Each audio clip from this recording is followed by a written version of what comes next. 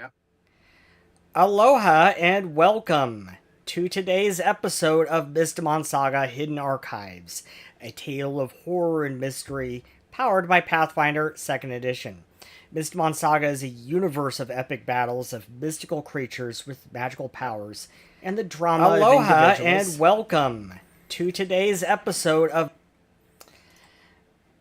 as I as I was saying, and the drama of individuals and nations in Hidden Archives follows an enigmatic group of investigators as they battle an evil cult and investigate the paranormal and high strangeness all over the world.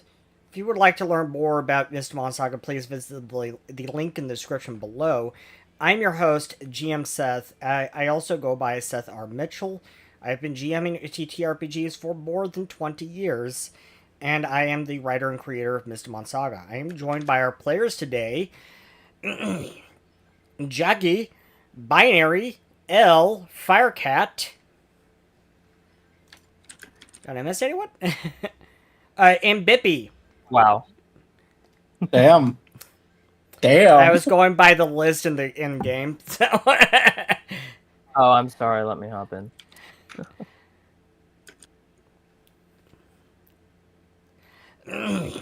Okay. See, as they log in,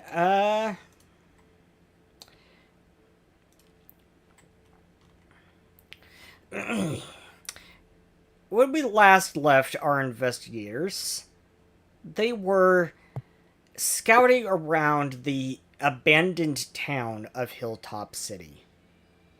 The city had been abandoned way back in 2734. This was, by your estimates today, about 9 years ago, when this town was attacked by a horde of demons. And according to Hyokun, who has joined your scouting party, the last day there, people were saved by the heroic actions of the Dragon Lord of Ice, Freslor. And so you can actually see some remnants of the ice from Freslor's attacks, though a lot of it has melted away by now.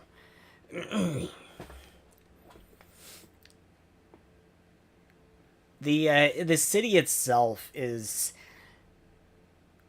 in ruins and almost overtaken by the woods that surrounds it. Nature has almost reclaimed it. There are some buildings here and there that are still intact, but the majority are in ruins. There's rocks and debris all over the place.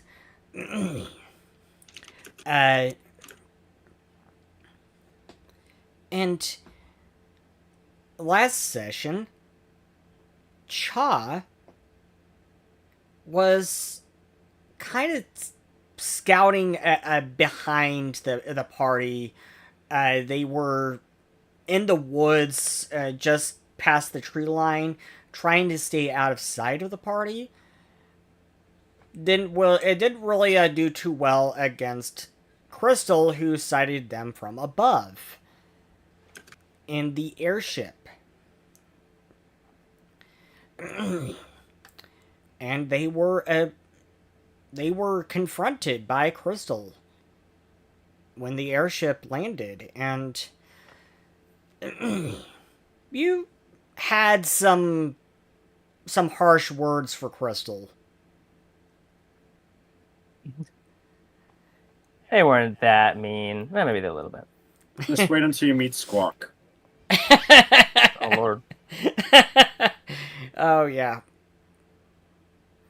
So, our scouting party consists of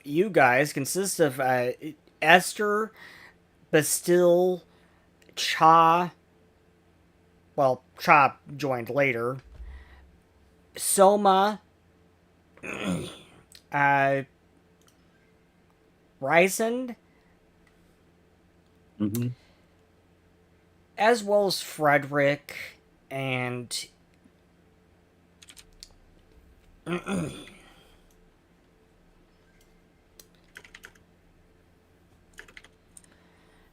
Frederick and Squawk, and of course this tall magician-like guy who Squawk tends to follow around.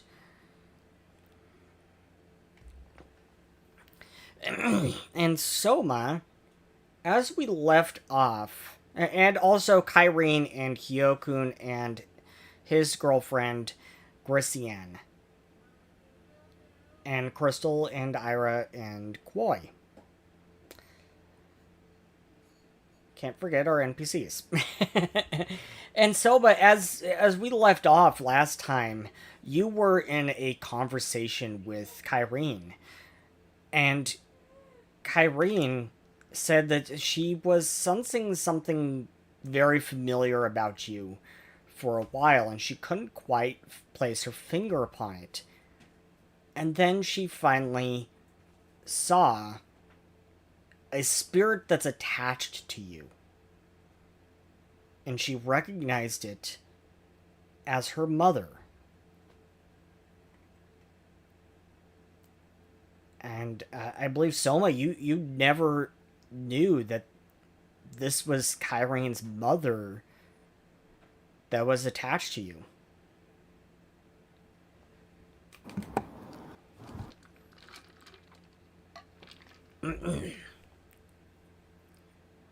So, what do you say? What do you say to her?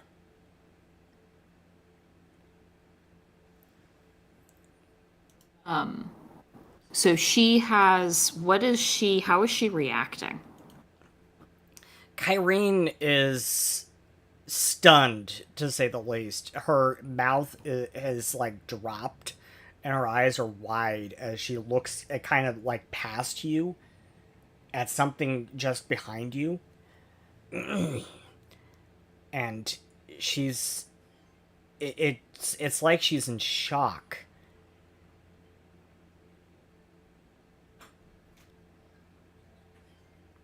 I think I just kind of like reach out and like touch her sleeve kind of gently.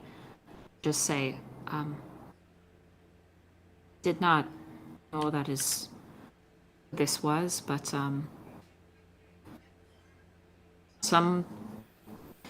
she has been prompting me to come and help you and your cause sometime. It's why I'm here. I don't know what to say.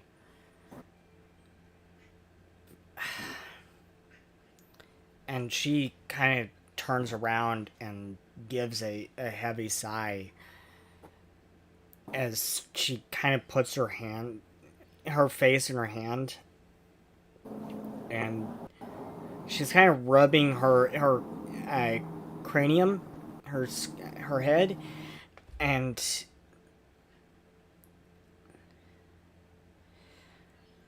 I don't know what to say. How long has she been attached to you?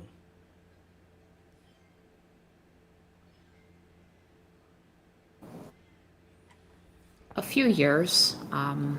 Something happened, and I began training with my mentor, who sent me out.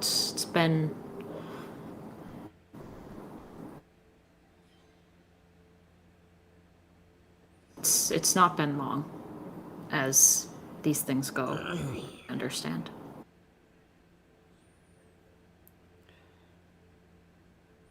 I'm going to need some time.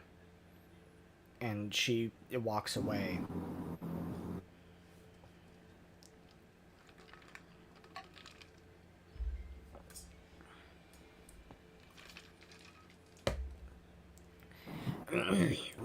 look down at Zeal, who just kind of shakes his head.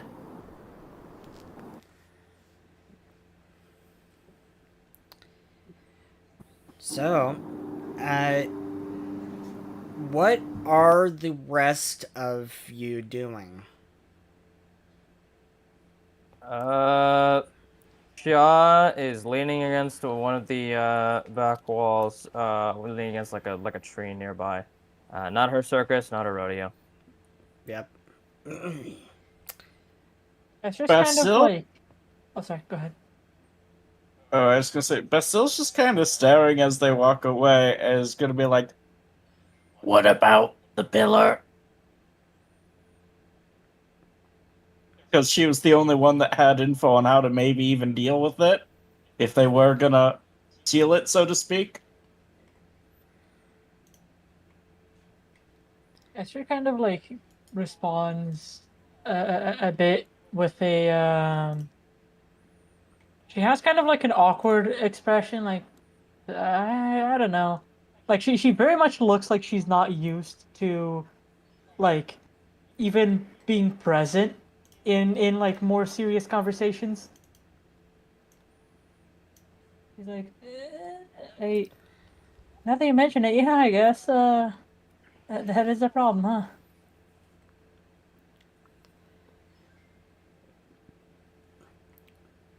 And Ryzen?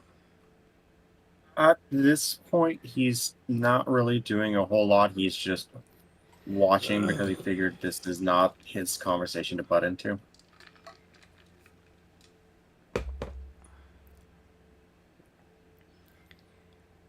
Okay. And Soma, what do you do as Kyrene has kind of walked back into the woods a little bit of ways? You can't see her anymore.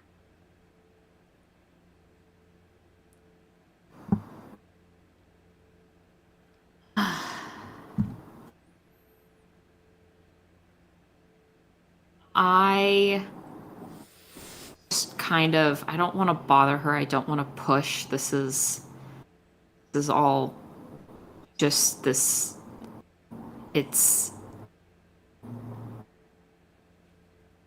weird to me because I haven't, like, I knew this whole time that whatever the spirit, like whatever, the entity that I, have this connection with, that I serve, wanted me here, like had this connection to Kyrene, but the idea that it was actually somebody she knew in life and not just like an entity with a sort of with this noble disinterest in kind of her mission is like really jarring and weird, and bringing home even more so the idea that like my patron is an actual dead person.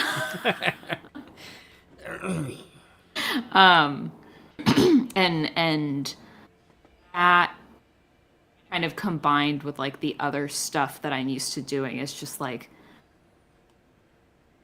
kind of throwing me for a loop. So I'm kind of standing here looking around, and then I think I'm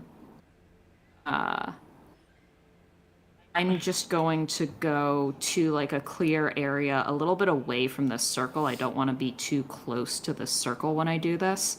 And I want to create one of just like sit down and do a little ritual to create to like draw one of the to like draw a spirit into my spirit dwelling. Okay. Little spirit wisp. So that's just, I think, like a 10-minute ritual or something. I want to say. I literally just read this and I don't. Could you post it in chat? Here it is. 10 minutes and a minor ritual. Yeah, here we go. It's the Exorcist dedication. 10 minutes and a minor ritual to cast your spirit dwelling around an area and attract another wisp. You've learned So to just kind of doing this as both like one of the things that I, that like is my job and my purpose, and also just to return to normalcy, to recenter myself by doing this thing. Okay.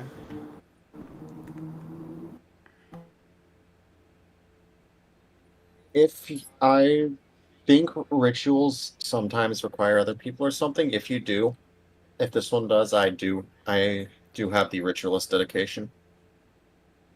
I am able to do ritualist spells as well. Don't think it does, but you are welcome to join me. This is not like I'm not abjuring company. This is very much like, absolutely, if you want to come hang out while I do some light meditation and chanting, you're more than welcome. Yeah. If you come near me and sit down, I just hand you like a feather, a little pine cone. Yeah, this doesn't Okay. look like a normal ritual. It looks more like it's an archetype ability from The Exorcist. Okay. The ritual aspect of it, I think, is just flavor. Okay. Fair Not enough. like a ritual tag for a thing.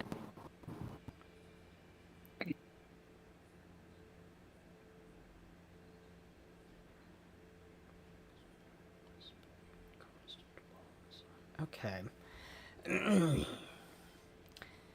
So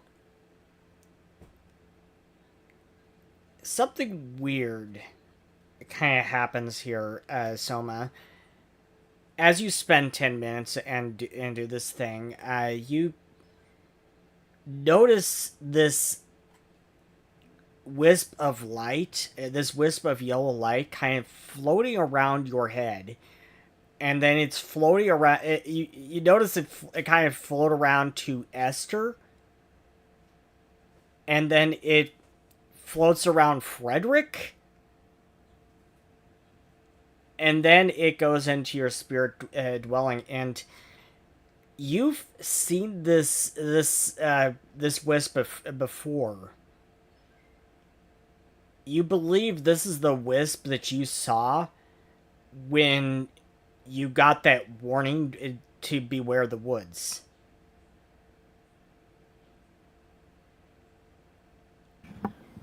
Oh, interesting. And could you make me an occultism check? Yes. And if others are nearby to see this, you could make an occultism check as well. Esther, you don't need to. You know what this is. Where's... Wait, do I? Yeah, you do. Can you damn it to me? I don't remember.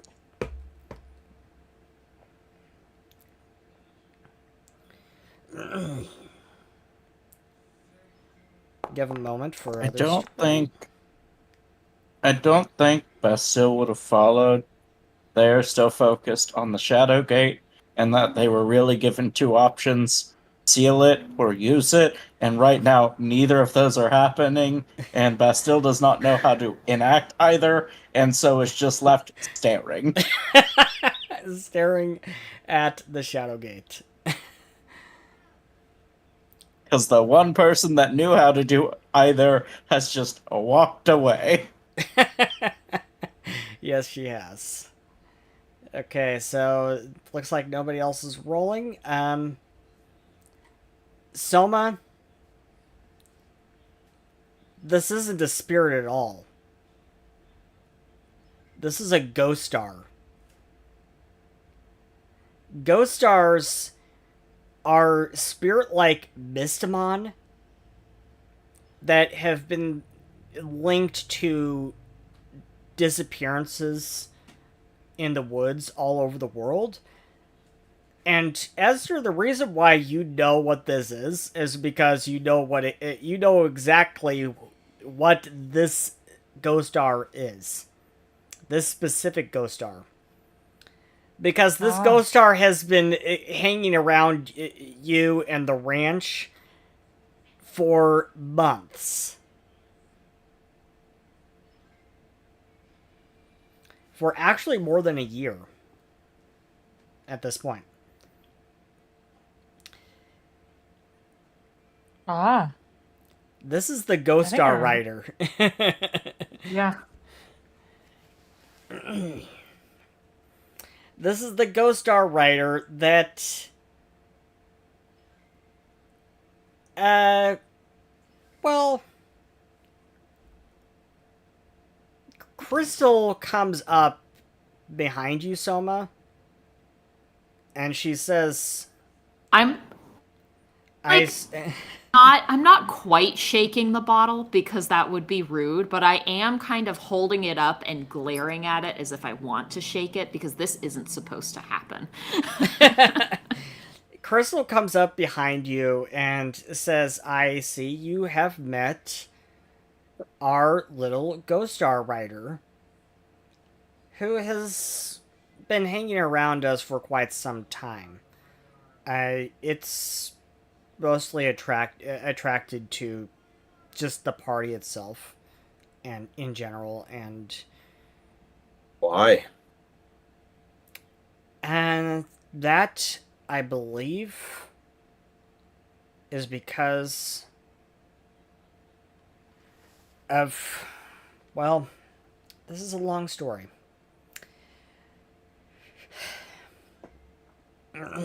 Crystal takes a seat on a log next to you, Soma, as she looks right at that ghost star. She says, "So, some years ago, you may have heard of an adventuring party called the Tribunal. They were responsible for ending the War of the Dragon Lords in the Quartica Islands some years ago, and they were also partly responsible for ending the war with the undead kings. And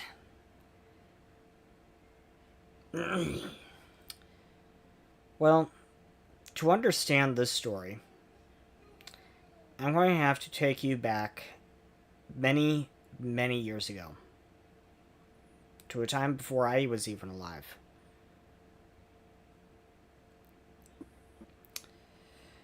There was a young girl who was orphaned, and she was also mute. And this mute girl was sent to live in a temple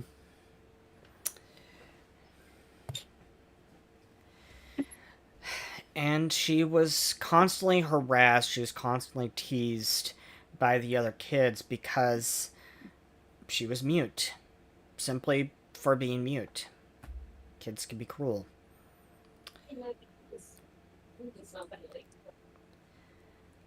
And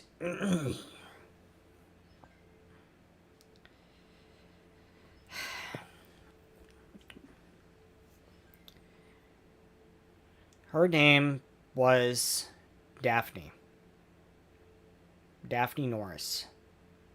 And she became attracted to reading books about a kind of spiritual magic. But over time, she kind of grew attracted to darker books.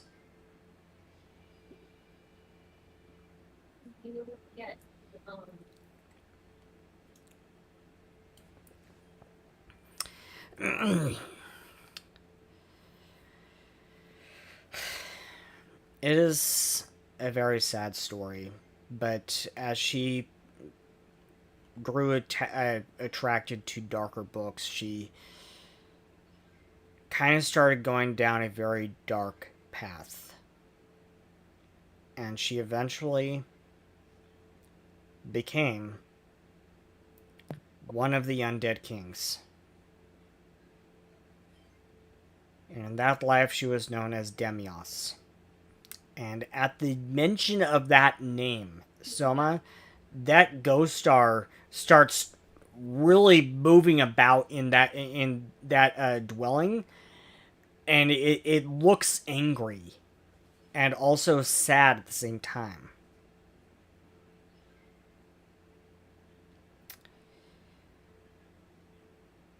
And Crystal says, "Everyone, meet Daphne."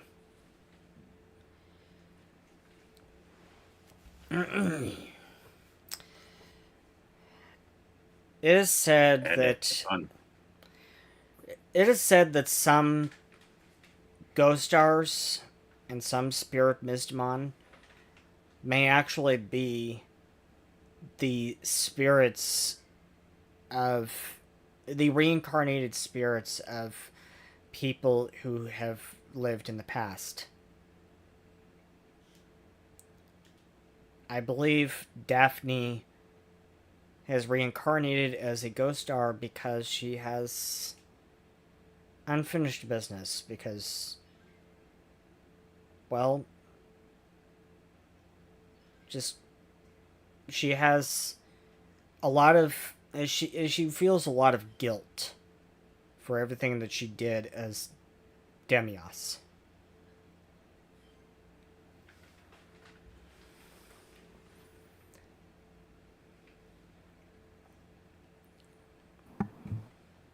I think I like bring the little jar up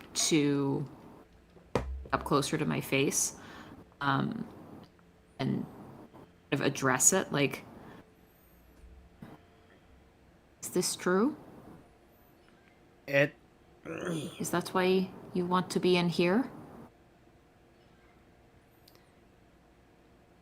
it doesn't look like it wants to be in there. It's just that it wanted to show itself to you.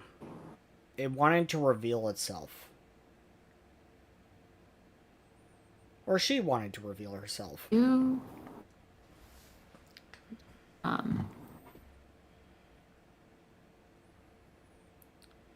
if you are in here, it is my understanding that by the end of your time in here, you will be able to move on.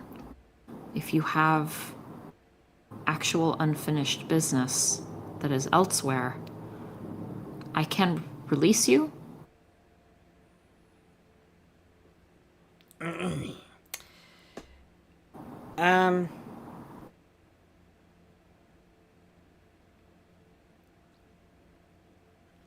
It kind of makes motions as though it wants to be released. I kind of, uncork the jar, kind of swirl it. Sorry about this. Swirl it counterclockwise, and turn it over to kind of try and undo this. Let go without using Spirit's Absolution or any of the other stuff that will essentially, like, force the spirit to be into, it's beyond. I think all of this River of Souls and their final journey to Pharasma's Boneyard, but I think that's classic Pathfinder lore and not this. That's Galarian. So That's Galarian lore. Yeah. Yeah. It's very different in Mystimon Saga. But yeah. I imagine that the whole point of the Exorcist is that the spirits are cleansed and sent onwards rather than continuing to hang around. Yeah. Which it doesn't sound like this ghost star wants to have happen to it. So. Yeah.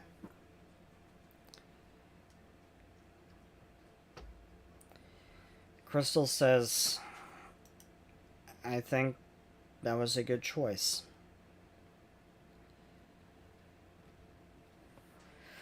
Spirits know what they want. Yes, they do. This thing, and I shake the jar at her, is for the ones that are not sure and just want to go home.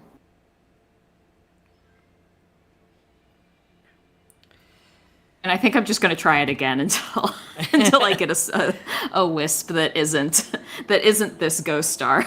I don't know if that takes another like 20 minutes and finally having to shoo the ghost star away so it doesn't get sucked in. The ghost star moves over to around Crystal's head. I'm back. Welcome back. So, what is everyone else doing at this time?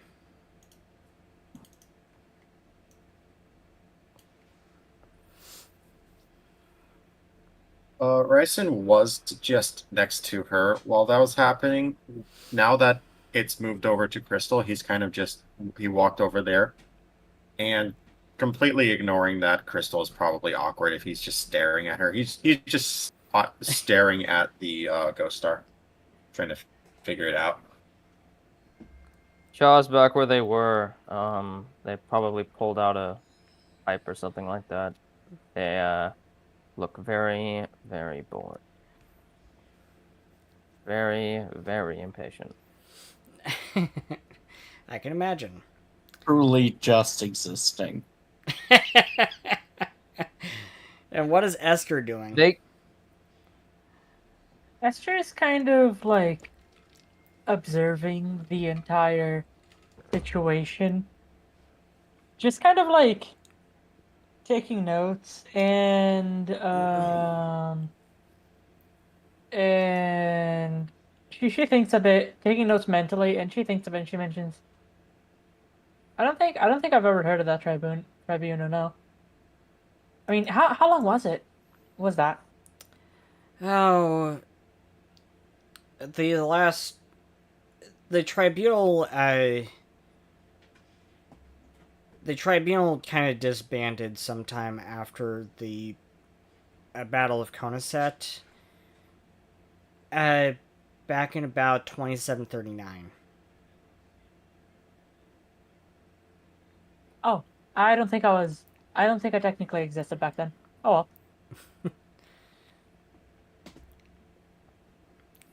well. And Cha, you were saying?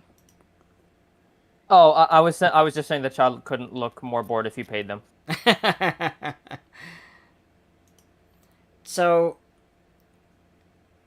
about an hour later, and as Soma has kind of probably given up at this point because she's not getting any other wisps. I'm not getting anything? No. Interesting. Nothing else. Nothing other than this ghost star, Daphne. Kyrene rejoins everyone. As Kyrene rejoins everyone, darkness has fallen, and the light of the twin moons peeks ever so slightly through the dense tree canopy above, and cold, harsh rain is spilling down upon the woods as the ground beneath their feet has become slick and muddy. And she turns to everyone and says, I am sensing something very dark in these woods. I'm not sure Oh, what what it gave is. you that idea? Cha interrupts impolitely and sarcastically. She kind of ignores that and says, I'm not sure what it is, how long it has been here, but nonetheless, we should all be on our guard, especially as night has fallen. And she turns back to the woods. I don't know why, but something is drawing me in that direction. She's pointing towards the northwest, past the Shadow Gate. However, something is pushing me not to go in that direction. She's pointing towards the north. Whatever is going on here, whatever history this place has, I have a feeling that the Shadow Gate has nothing to do with it. Nonetheless, be careful around that thing. What is the plan for it? I would say let's turn our attention to why we're really here. I don't think the Shadowgate has anything to do with why we're really here. I'll deal with that thing later. Is the Shadowgate still? Is that one stone still glowing? No, it's kind of faded.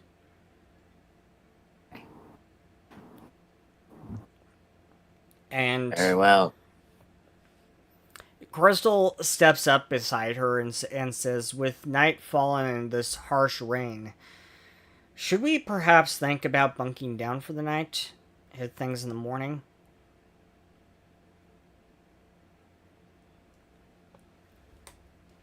That would probably be wise. As long as you people don't have any more family drama in the morning.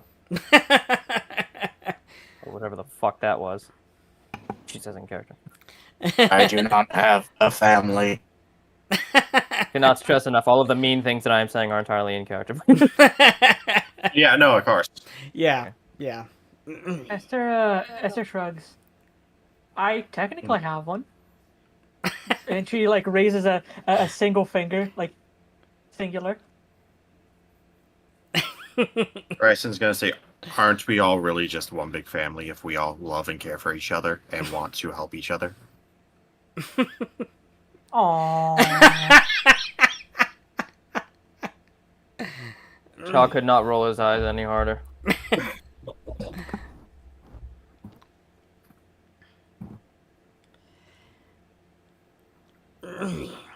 So Trying to comfort the robot. Don't be mean. What? I rolled my eyes. Am I not allowed to roll my eyes? Come on. But your eyes stayed still. Shaw kind of like stares at the robot and then just like puts his hands up, like, all right, fuck it. I'm gonna go find a place to. I'm gonna go find a place to set up camp. You people have fun. I'll see you in the morning, maybe. So the airship can provide it can provide some cover, and of course, you could camp out in the airship if you want.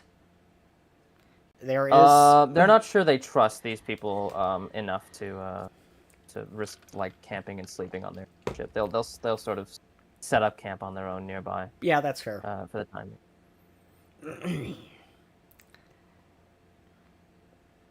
But Like whenever you're Yeah. like as you're heading away, you hear like a fading like, have fun. have fun. Is a very fun person, as you can tell. They are always frequently having fun, all the time. But of course. Is there like an area nearby where there would be like some like a 20-foot or so or more clearing? Other than the Shadowgate, Like, I imagined that you were already in this kind of clearing just between the Okay. woods and the town where the airship is parked.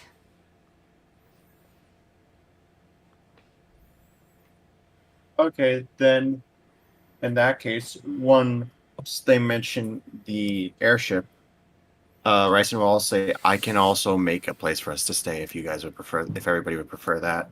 Though it would only fit about 3 of us.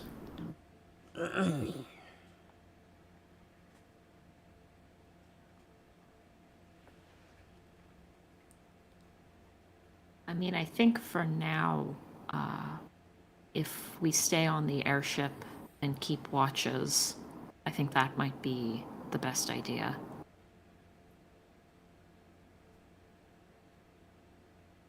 Okay. How long did the trip here on the airship take? How long did the trip here on the airship take?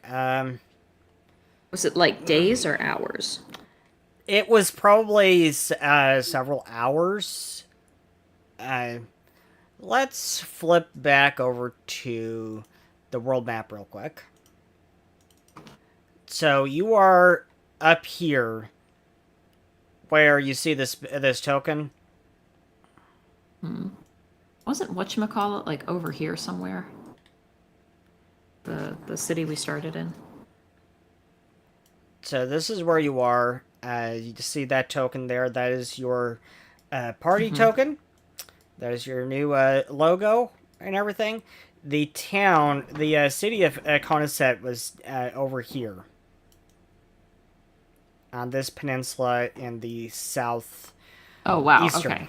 So you traveled all across the entire continent. So this is a very So, fast airship. Yeah, it took several hours to fly here. I have a quick mechanics question. So for spells, since I can access the light and the earth spell list, can I only cast? Do I still have to pay attention to whether the spells are divine or not? Since I'm a cleric, or can I cast any like earth spell and water or earth and light spell? Sorry? What was the question? So, I have access to the earth and the light spell lists. Yeah. Normally, a cleric can only cast divine spells. You have So does that mean that you cast any of the light or earth spells, even if they're not divine? either if they're not Those divine. replace your spell list. Yes. Okay. I just wanted to double check. Okay. So if a spell is divine but not on that list, that doesn't mean you can cast it. Yeah.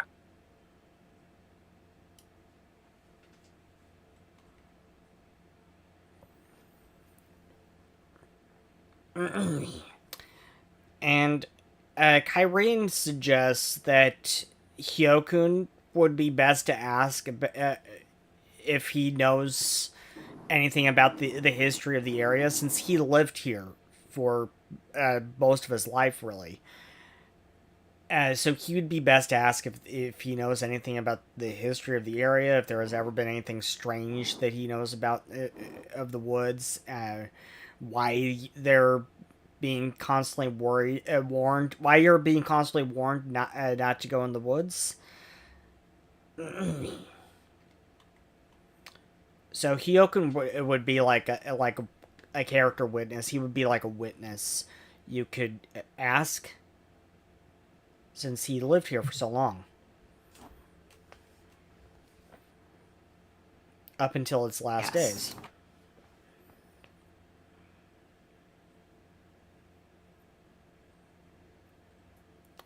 So, who is going to be keeping watch? In what order? I will. I'll keep watch throughout the night either way. Okay, that sounds good. I will I do not step out need of, to. I keep awareness even during my 2-hour period of needing to be completely still. But outside of that 2-hour period, I can, you know, go on walkabouts, so to speak. Yeah. The benefit of Shall having get up on occasion. Sorry, go ahead. the benefit of having an automaton in the party. Go ahead. Sean. Shall will get up once every like 3-ish hours. For an hour. So 8 hours they would spend resting. They spend 2 of those hours awake for their own sake. Okay. Not necessarily standing around and watching. There, but they would prefer to. Alrighty. I do think having designated them as part of the group, since they're not sleeping in the same area, during times that Beth still knows another person is keeping watch, part of their walkabout will be going around where Shaw camped and returning. Like their tentative path.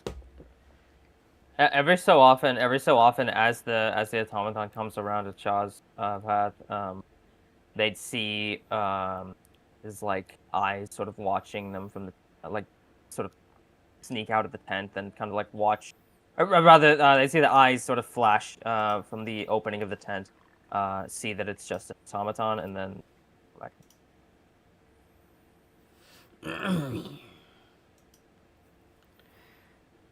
they're light sleepers.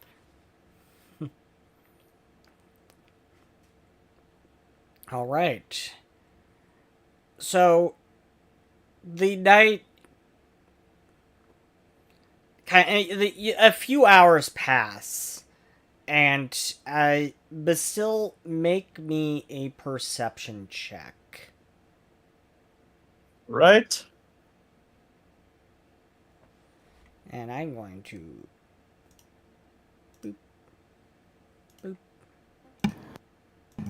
Blind. Before we all turn in, I do want to.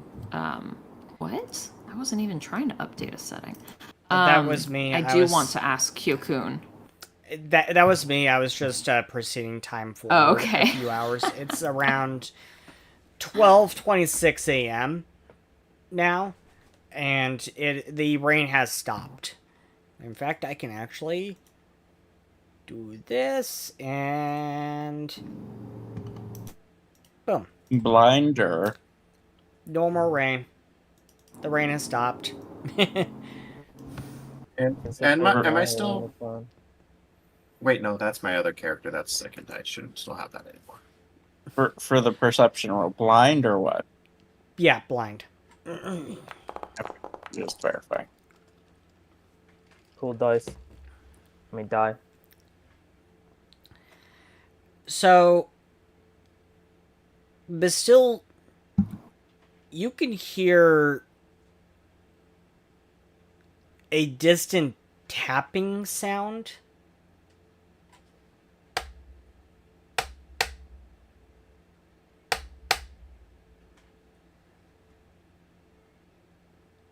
But you can't quite tell where it's coming from. It sounds too distant to tell where it's coming from.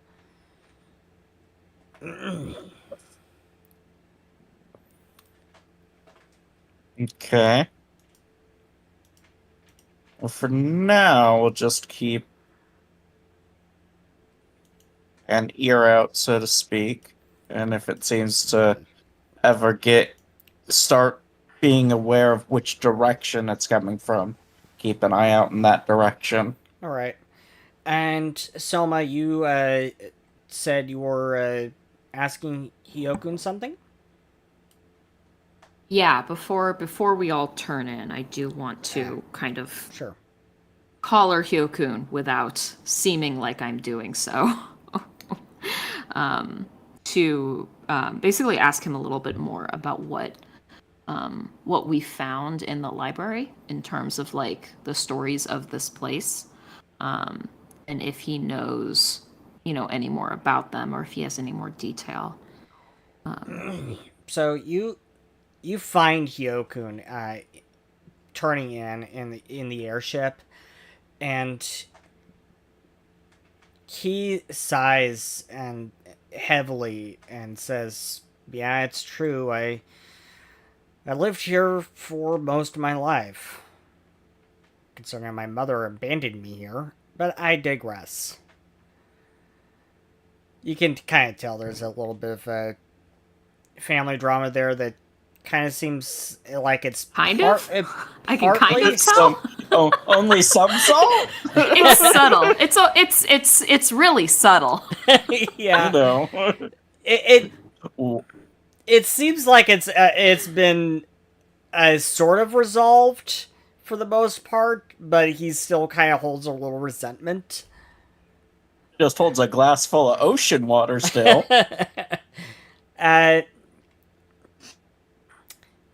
He says, as seeing this place now, it has an eerie feeling about it.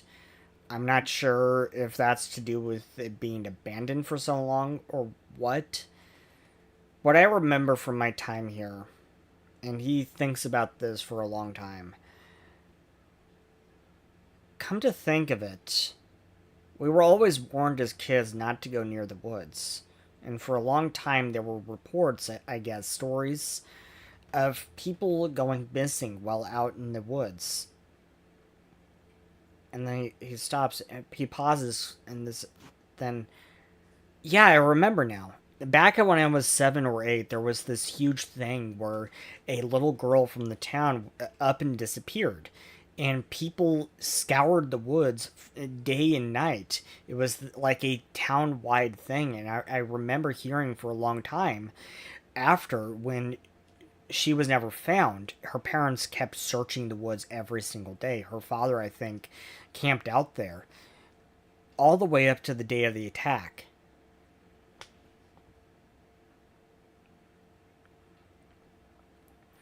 I don't remember the name of that little girl, but I remember that it was a huge deal around the town for about a month before the search was called off. Uh, I don't even think I even knew the little girl, as far as I can remember. But I do remember Nice. that there was also a logging site just south of town. And there were a lot of weird stories from there too, where some people went missing. And I think some even turned up dead afterwards, though. I think that probably could have been a Grizzlies or something responsible for that. Some people worked there for a few weeks and then up and quit and refused to ever go back, which was kind of a big deal. The biggest industries in town were logging and fishing from the river, and there was a cannery in town too, on the eastern edge of the town, I believe, nearby to the river. There was a what? A cannery. Cannery. Okay, got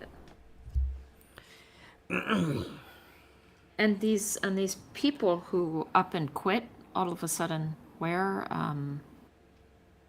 did they ever say why, or they just were they locals, or were they from elsewhere? They were locals. They were definitely locals, and I don't really remember a whole lot of why they quit, but I remember that they were scared about something.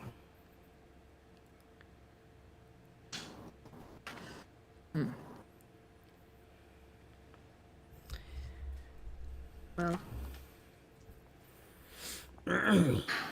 was it? Do you know if these stories were about any particular part of the forest, or just the entire forest? Like more about, the part of the forest near the mountains, or the part of the forest closer to the sea, or It was pretty much all of the woods, all of it. We were always warned not to go into the woods.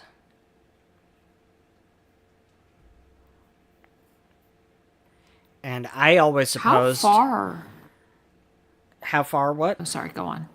I always No, go supposed on. I always supposed that the reason we were told not to go into the woods was because of, wild Mystimon like grizzlies or other predators.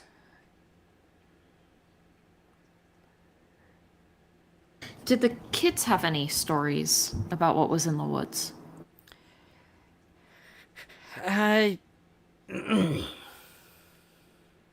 Yeah, I think so. There was some kids kind of made up like this boogeyman thing that was in the woods. I think they called it Natinok or something.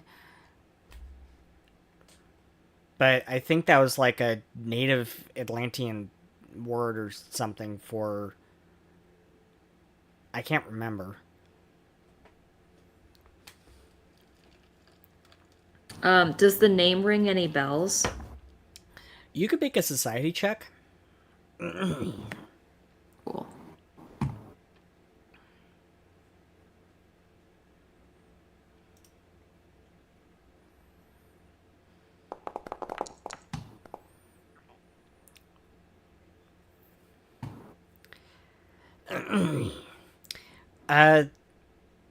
The name Natinak, you do think is native Atlantean,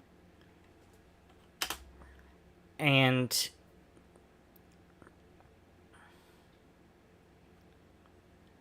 you're not entirely sure. You're not entirely sure what it could mean, but because there are a vast number of different dialects of Native Atlantean, and there were of course many different Native Atlantean tribes, and this one, it kind of sounds like it was from the western, from tribes in the western coast area. There could even be a Native Atlantean tribe nearby in on this peninsula, but you can't be sure.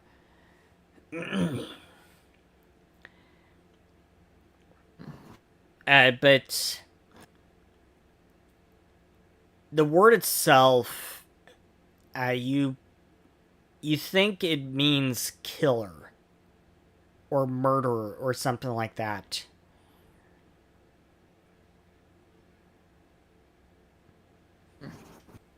Was there, do you remember anything about those stories about kind of what the boogeyman consisted of? I'm not sure entirely. I mean, I think it was just stories that the kids just made up. Kids make up a lot of stories. And I never really paid much attention to any of that. I think there were even some kids who kind of dared others to go into the woods and spend the night. And I remember that some kids who actually went out in the woods and spent the night, taking people up on these dares, they were afraid to even talk about what they encountered, about what they experienced. I think I'd go into the woods if someone dared me to.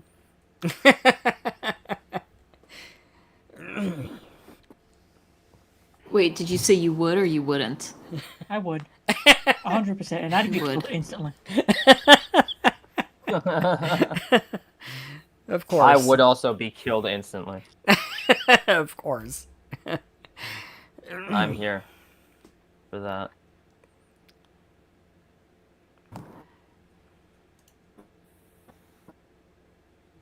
All right, And well, thank you. Sorry. Yeah, sure thing. No, go on. And I'd either get killed or traumatized, and either way, and she like raises both her hands. It creates an interesting story. I'm not sure about interesting.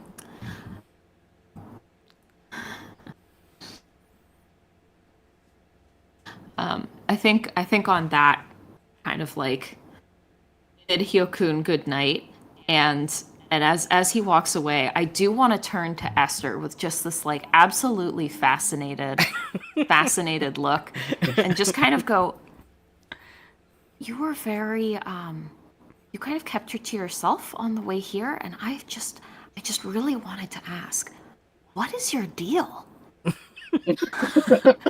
But like in the nicest possible, like you can tell that Soma is meaning this in the nicest possible way. Like legitimately curious. Like legitimately, like I want to know all about you. And Esther thinks for like a second, and she's like, a bit more specific. Where are you from? What's your favorite food? What did you mean when you said that you didn't exist 4 years ago? The I important really like questions, you know? spaghetti. So that's my favorite food. It's important to know. So the other two questions. Man, Do you I'm just like the kinda noodles, tired. or do you like a particular kind of sauce with it? It depends. I tend to like putting some sauce on it, but it really depends on the sauce. Some go really well with it. Some are like some make it kind of bad.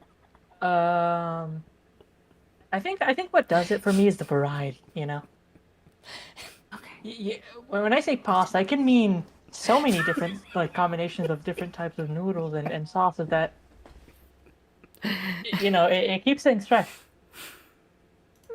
That's Okay, it. so That's you're all we just wanted to know, really right? like noodles, noodles with sauce? No, Yeah. this is not the most important thing that I wanted to know, but I am fascinated by the response. No, but really, what did you mean when you said you didn't exist 4 years ago? Oh, okay. So existing is like, well, technically I existed. I just didn't exist like in this plane of existence, which technically means that I didn't exist. I don't think that's how that works. I didn't exist here, technically. But you did So exist. how does that work? Well, you know, I was in another plane, you know, hanging out with my dad. And then he was like, hey, can you go do a thing for me real quick? And then I was like, and then he was like, yeah, can you do me a favor? And I was like, I guess. And then I came here, and I've been kind of just winging it as I go along. What was the favor he asked? God, it's an entire story. She seems like kind of avoidant of that specific question.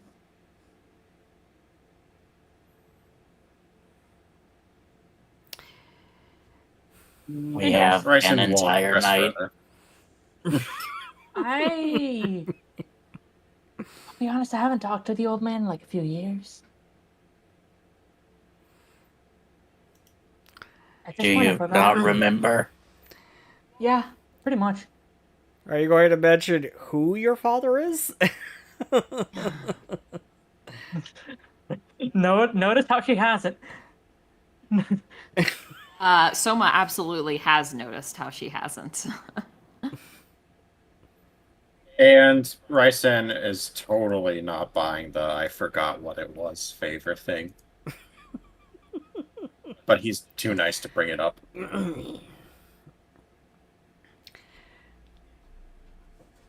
So for this entertaining interaction, I've given both Soma and Esther a story point.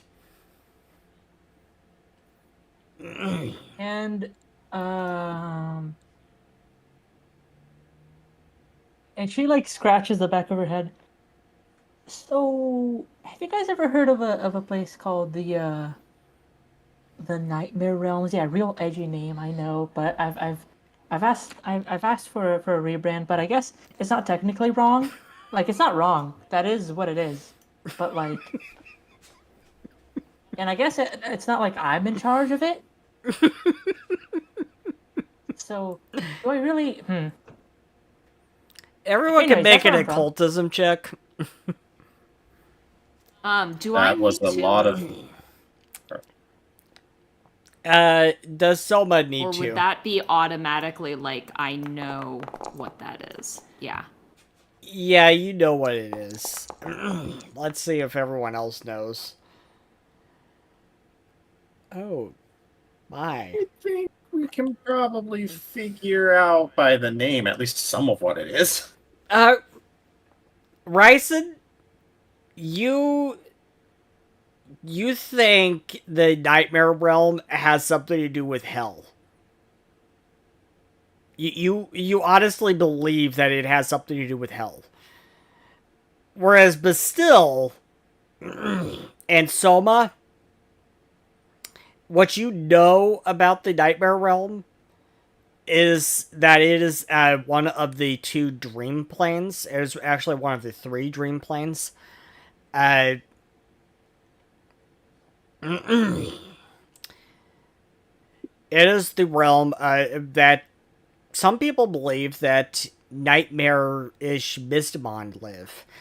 And it is also the realm that the Quatracan Guardian and also mythical Mystimon, Sorn, the Lord of Nightmares, resides over.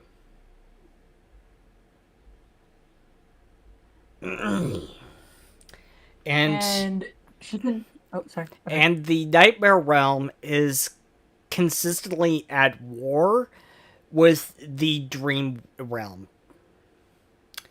And Soren is in constant rivalry with his counterpart from that plane, Yane, the Lord of Dreams.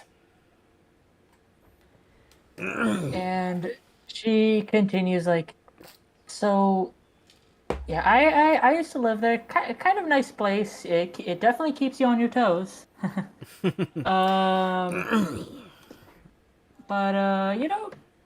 kind of wasn't my thing. Kind of wasn't my style. So I just kind of was like, oh, I'm here now. I'm doing this. I guess this is what I'm doing. So yeah, like I said, I've just been kind of winging it this whole time.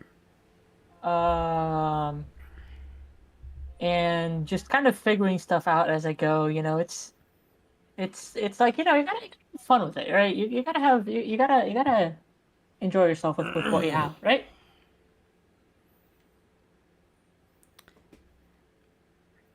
And she like, I do not follow. yeah, and she just gives like a thumbs up. Yeah.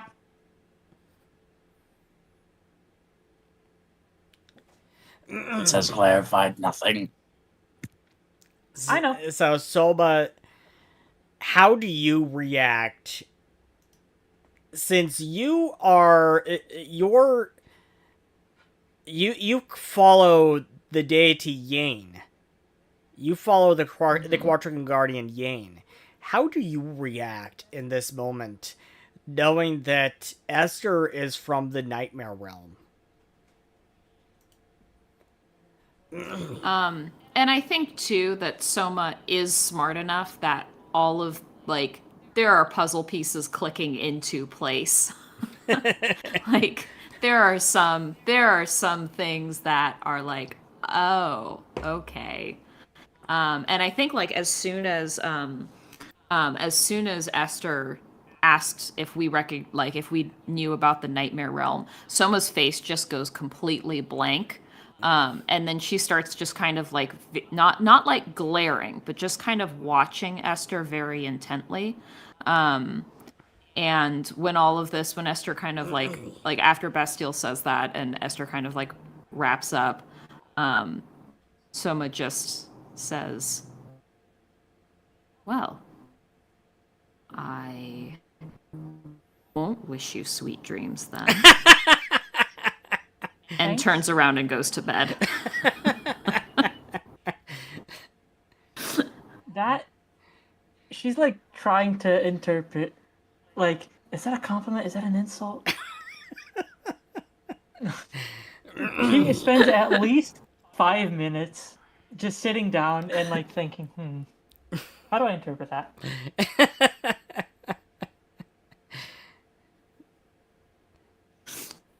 And what does everyone else make of that interaction?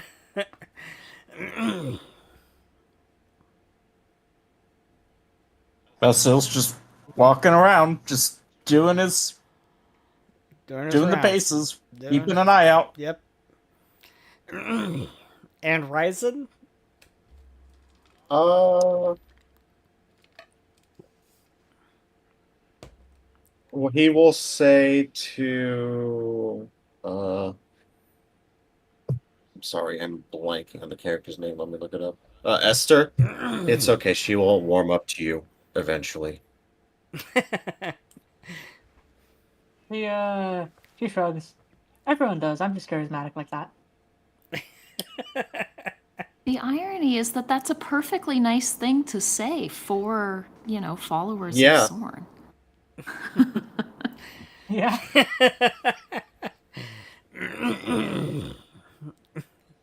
I would imagine it is. That's exactly why Esther's like conflicted because like normally that'd be an insult, but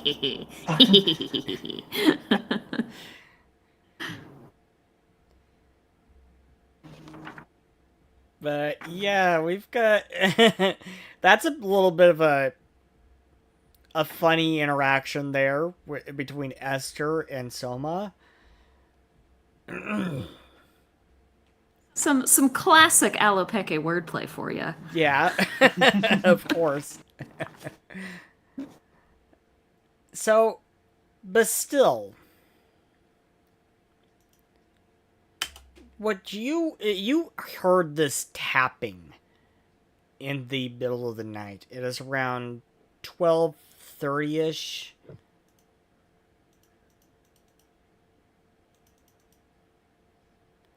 Is tapping at my chamber door. No, it's a tapping off in the woods. It's very distant. You were out doing was your broke. rounds. You were out doing your rounds.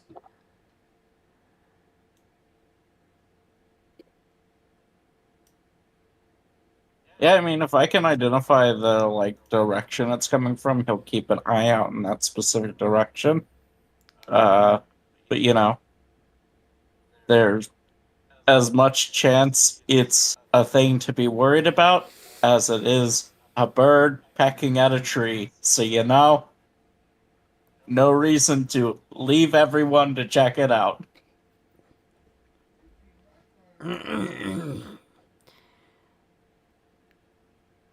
Yeah. And Cha, what are you doing at this time? They've been, at their camp for a while, or for this entire time, basically. At the moment, they are just sort of sharpening their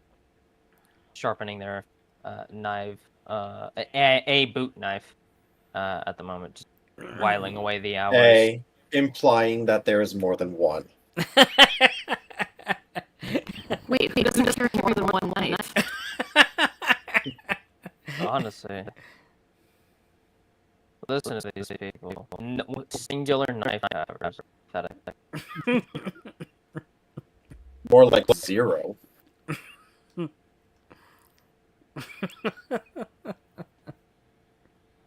I have a knife. So Cha, But yes, there. make me a perception check as you're doing this. Absolutely. So with the percepi check, Make it blind, please. yeah. Persepi. Yeah. Call me Persephone.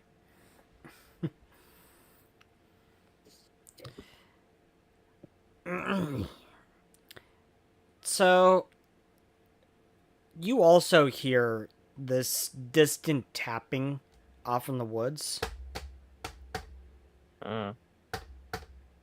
Well. Mildly concerning. They kind of, have they heard this distant tapping in the past? Because this is most certainly not the first night that they've been tapping.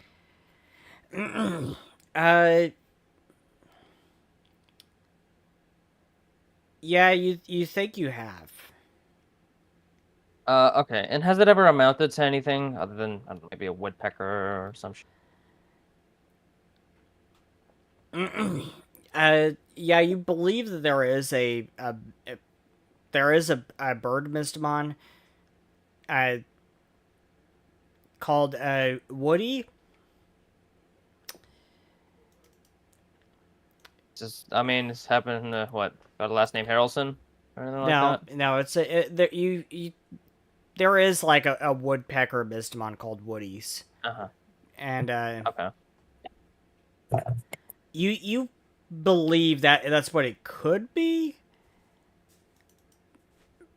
Am I just getting off vibes from it? Like, just not great vibes? How are the vibes feeling? Vibe check. Yeah, what's the I'm just this is a vibe check. It feels like a warning. Oh well, that's very,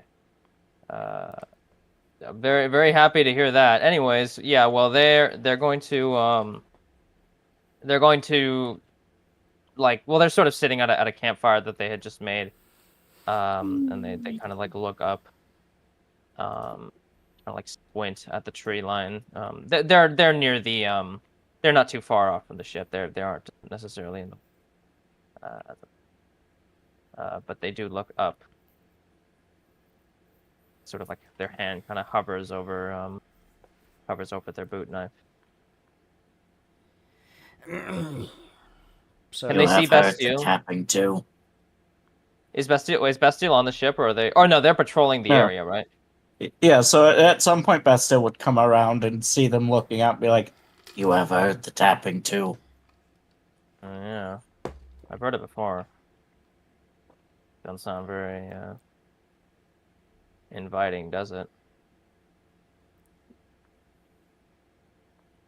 I do not think this land is inviting. I'll give you that idea. I have not seen any invitations. You got me there. All right. We're gonna check it out, or are we going to stay here? I say we stay here. If it's I was intending to stay, as look. currently it is unknown its source and the reason for it. Oh, look, someone's got a good head on their shoulders, figuratively, of course. So I have just kind of- given Bastille and Shaw some story points. They story kind point of What does Bastille look like? Does it have like a very does it have like a tangible, like a head or anything like that? Or what's the body There- composition like? Yes, so there is a head. Like there's not like a visible face on the head. But like as far as like frame goes, the best comparisons I could make are like a extremely damaged version of either the what's it called? Like the archivist bots from Magic and D&D 5e, or like K2SO from Star Wars, like very Okay. tall, lanky frame. Okay. I see. Great. They kind of stare at him and sort of look between him and the tapping, the area of the forest where the tapping is coming. So who the hell built you, anyways? Unknown. So What do you Cha, think built you? Cha, you think that the tapping noise could be coming from the kind of northwest?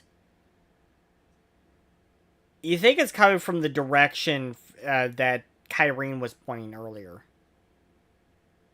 What a shock. Okay. They resolve to. I mean, if Bastille is also on board, they'll resolve to stay right where they are. They are not going to investigate that unless there's a very good reason to. It seems like a needless risk at them. But they will keep an eye on that area, and it does make it a little bit difficult to sleep. Assuming it continues to go on.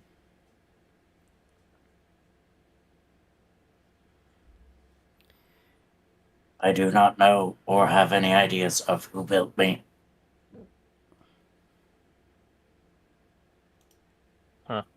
What? So you just like woke up one day? Correct. One day I was aware. I roamed. I found the archives. As they constantly move around, I joined in hopes for information. Hmm. There have been few things familiar. The being we met that you observed upon is one of the few. Huh. Um, they kind of shrug a little bit. Uh, they shrug and go, well, you know, maybe you'll find more answers with this funny little crew than you would on your own, but I wouldn't hold my breath. A I lot am of curious about the Shadow Gate. If it is said to restore memories, looking for your own back. it would be beneficial. They kind of just grin knowingly at that, and conversation sort of dies from there. They don't seem like a very talkative person. Mostly just seem like their curiosity got the better of them. That's okay. Bastil's not either. Yeah, see, I got along just fine. Truly just stand there for like 5 minutes before just returning to patrol as no further questions have been asked. Mm-hmm.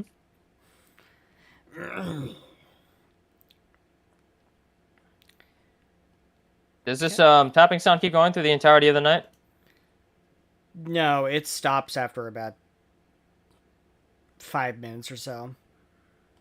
Huh. Look at that. They will Shaw at that point sees fit to fall asleep, and time to go to the next day. As Pretty Cha is I get they're not too far, but as they are alone for the 2 hour period where Bastille has to remain still, they would spend that near Cha's camp, since otherwise there is nobody watching that area.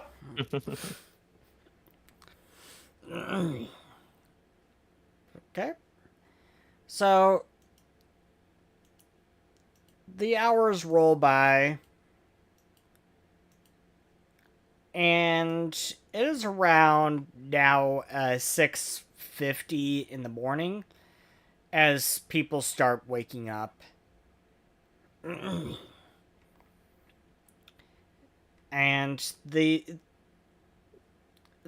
sun, it hasn't come up just yet. You know, it's kind of autumn. Well, it is autumn.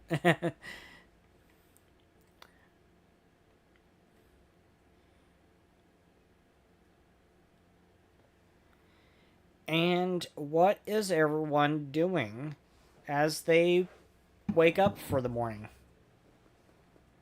Jaws the first one. Oh, sorry, go ahead. No, go on. Oh, Jaws probably going to be the first one up unless anybody else has a tendency to wake up very early in the morning. They are sort of doing if anybody actually ended up like when they're like, hey, where was that asshole from earlier?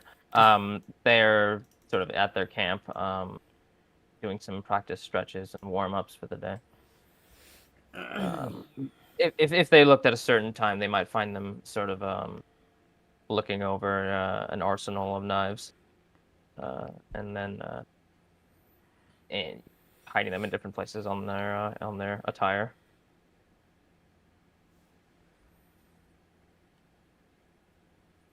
I think probably as you're doing this, you look up and you see a small Ikune like watching you a little bit from the edge of your camp, and you recognize it as Soma's familiar because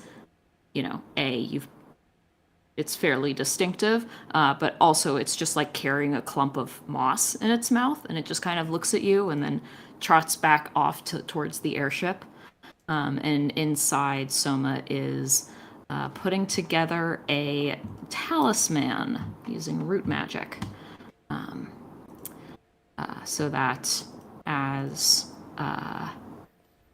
And then probably also trying to do my exorcist dedication thing again, just to see if I can get another spirit. But yeah, once we all come together, I think I am going to hand. Okay. I know exactly who I'm going to give this talisman to. But I am putting that together. Do I still not find any wisps in my spirit jar, spirit vessel, spirit dwelling? That's what it's called. No, nothing. No spirits? Nothing. Womp womp. Spiritless? Spiritless? No spirits? Absolutely spiritless behavior. Honestly. Redditors when an exorcist breathes.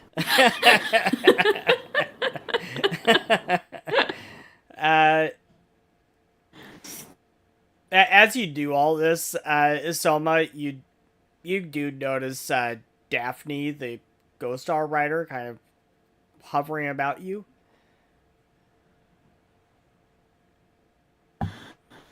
Look, bud.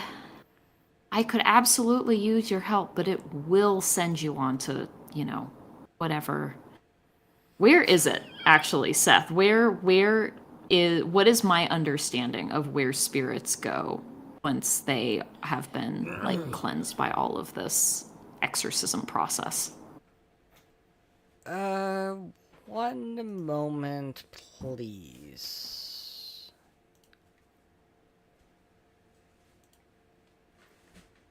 And while you're looking that up, I'll just describe that. Ryzen would also be up pretty early, probably not as early as Cha, but he'd be setting up basically just a small little shrine using rocks, maybe some plants, whatever he can find, and doing his morning prayers to Merve.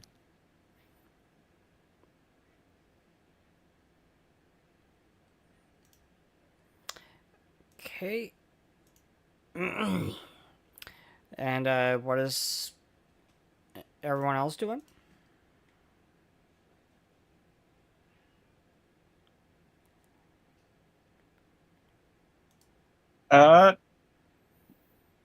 Do we know a specific place we're going to go, or still no? We're gonna go to the city, weren't we? That was what we were going to do before we found the gate thing. Yeah, I think we're going Well, northwest. Yeah, I think we're going northwest, baby. It seemed like the person that knew about Shadowgate had a specific place that she intended to go. So I wasn't sure if we were going to go with Kyrene or Oh, Crystal. One of the two. It is up to the party. Cha has no horse in this race. The only reason I ask is because if we know where we're going to go ahead of time, I have a ritual that takes an hour that I could cast called Mystic Carriage.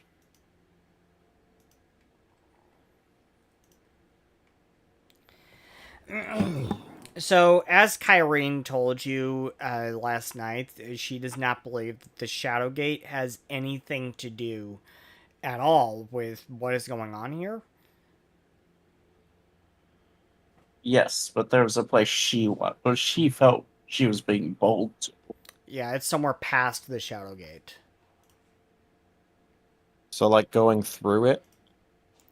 No, no. Somewhere in the woods, past where the Shadowgate is.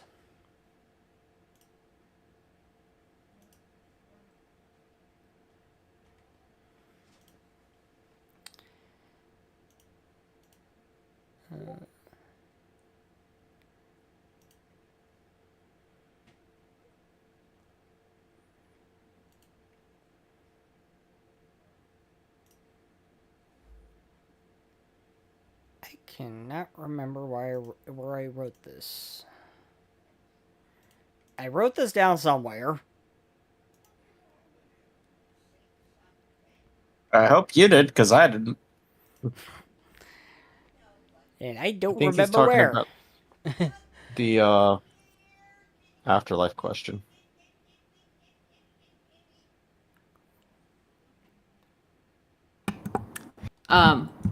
Well, whatever it is, I tell Daphne that, look, if you go in the jar, you're gonna go elsewhere. So stay out of the jar until you're ready. And then I go and join everybody for breakfast. Starting to think your jar might work more like a vacuum. It is! It's a spirit It's just- vacuum. Well, I'm not sure. Daphne's getting a choice here, is what I mean. It's almost like Look. it's Soma's mansion. It was like it turns on the thing that captures spirits. How dare you get captured again? It's does Soma have her own spin-off series called Soma's Mansion? Yes. I'm always wearing a backpack with a little thing. Yeah. Who are you gonna call? Hidden Archives.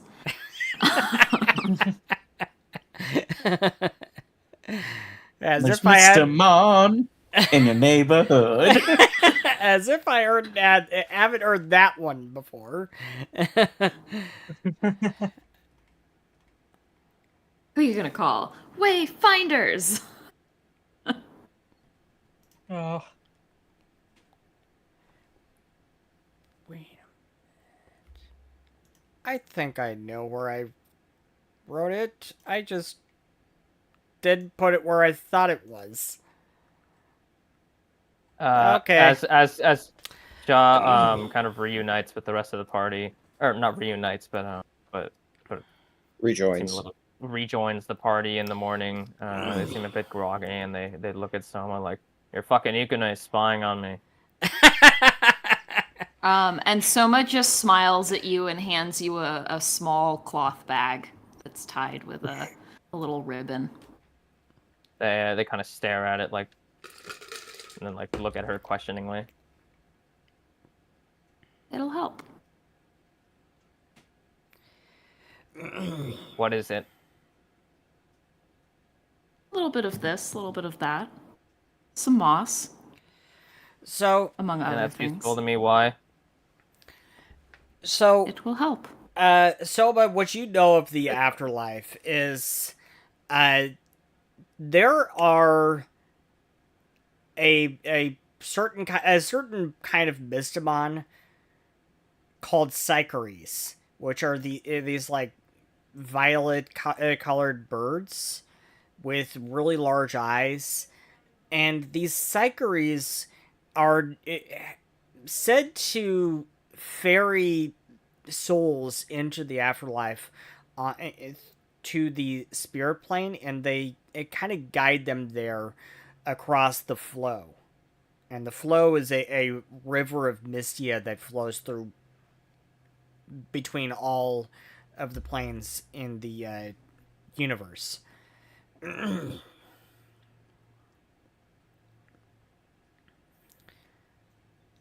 So in the, in terms of the flavor of how this, of how like the exorcism works in this world, then is it that it would like my understanding is that part of the process is essentially calling on a Psycheres to escort these spirits, like saying like they're ready to go now, sort of thing. Yeah. Part of the process would involve calling Psycheres to you, and you don't see any Psycheres around here. Interesting. As if she gives this, I assume it's the talisman to Cha, they will hand it back to her if she does not tell them what exactly it is. They will refuse it. I mean, I am literally telling you exactly what it is, Well, without reading you the without reading you the mechanics of how this works. It is a bag that has some moss and some fox fur in it, and it will help you. Listen. And if you don't want it, I'll give it to Ryzen. Listen. No, give it to Ryzen, because Cha will not trust that without knowing the specifics, like, oh, it's a talisman, that kind of thing. I mean, I did say that. Did you say it was a I did talisman? say that. It is. Yeah. Did I not? It's- If I didn't, I apologize. Yeah, It's okay. a- In that, it's a in that case, talisman. yeah, You they'll wear take it. No worries, no worries. Wear it. It is a little bit of fox fur, a little bit of oil, a little bit of moss, as you know. Yeah, And that is not as Soma's you accent. know, That was Kata's accent. the as you know gets him to raise an eyebrow. Like, do I know? So Soma's Now kind you of do. And mixing you up see, Ada. you see the fox. You see Zeal like is looking up at you and winks at you. Or just scowls and pockets the talisman. So Soma and Zeal are both wearing like the same facial expression. If a human face and a fox face can both be said to be grinning. I'm sure they can. Have you seen foxes? So it looks like Yes. it gives it will give you a +1 circumstance bonus to any saving throws +2, against. baby, because I'm an expert. Okay, Well, +2. it's a you said circumstance bonus, right? Yeah. Yeah, +2 circumstance Check my bonus to feats, your that might not very stack. 1 first second. saving throw against a spell or haunt. Against a spell or a okay, I have to double check. That bonus might actually not stack with one of my own bonuses. 1 second. Do bonuses? Do Well, we can- circumstance bonuses stack or not? No. No, they don't. We can keep going. I'm just gonna double check all these. Status bonuses. Item bonuses will stack with circumstance bonuses, but no two bonuses of the same type will stack with each other. Okay, I do have I have a circumstance bonus to against spells from recognized spell, but that's only a +1. So I'll take it. Ha. I'm useful. Wait, hold on. Never mind. I have Grit and Tenacity. That's +2 bonus. Take it back. I just Rude. realized. Rejected. Rejected. Denied. Well, I take it and give it to Ryzen then. Okay. Okay, so I guess Ryzen can. I appreciate the thought, even if Shaw doesn't. Well, Chalk kind of shouldn't appreciate the thought because this was a backhanded way of saying that I don't trust you to take care of yourself. Well, good thing they So don't. actually, Soma, Good thing they don't. when you give it back and you're like, I actually don't think I need this, Soma will be like, okay, and actually look like she respects you a little bit more. I don't need no fancy talisman. Fucking. Look. I've lived long enough without a fucking fancy. Actually, this isn't even fancy. It's a dirty as fuck talisman. What's it called? Just so I can put it on the character sheet. I just added the bonuses to your saves. Oh, okay. What? Okay. Yeah, so, I mean, you'll still have the little talisman, it just won't do anything. It's just, you can just call it a root talisman. Okay. Or Soma's talisman, or something. It's just it's a little bag, it's got some moss and some fox fur, and it smells good. Got a little bit of oil.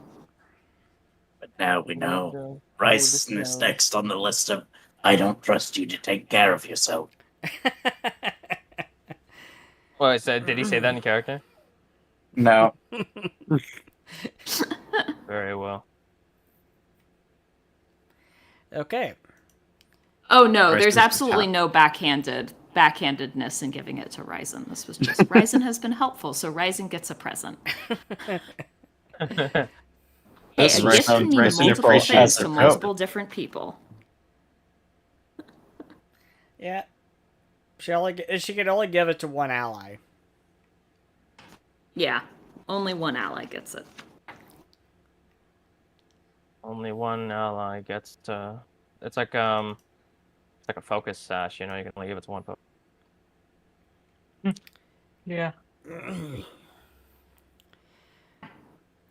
So, what are we all going to do this morning? Crystal says as she kind of shrugs, kind of shakes out her hair, like dust and stuff. Remind me to put in for some upgrades to this ship.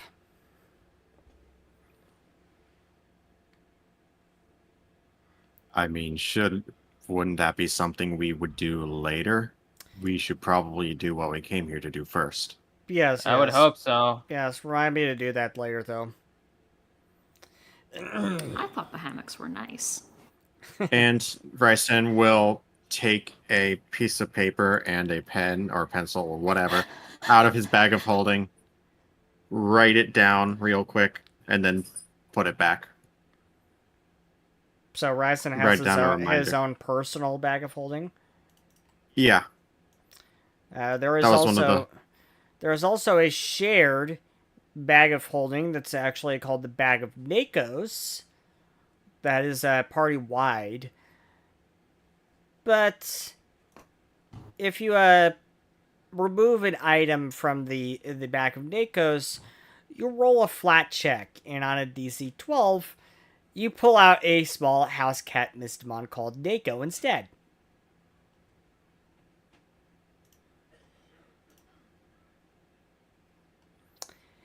You Yeah, have in fact mentioned such. I just wanted Ryson to be the group Mary Poppins, basically. 7 foot tall. Draconic Mary. 7.5 foot tall. 7.5 foot tall. Draconic Mary Poppins. Yeah. I literally have a feat where if I haven't bought something, I can just immediately put it in my inventory as if I had bought it, because I'm that prepared for everything.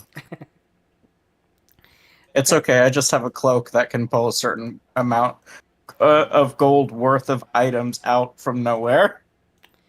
So, I have really big sleeves. I have a gun.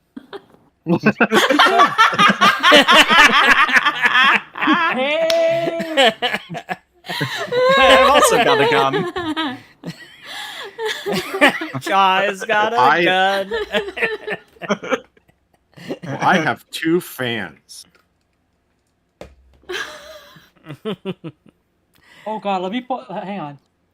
Keep going. Let me while I pull out the Esther's gun safety comic that I made a while back.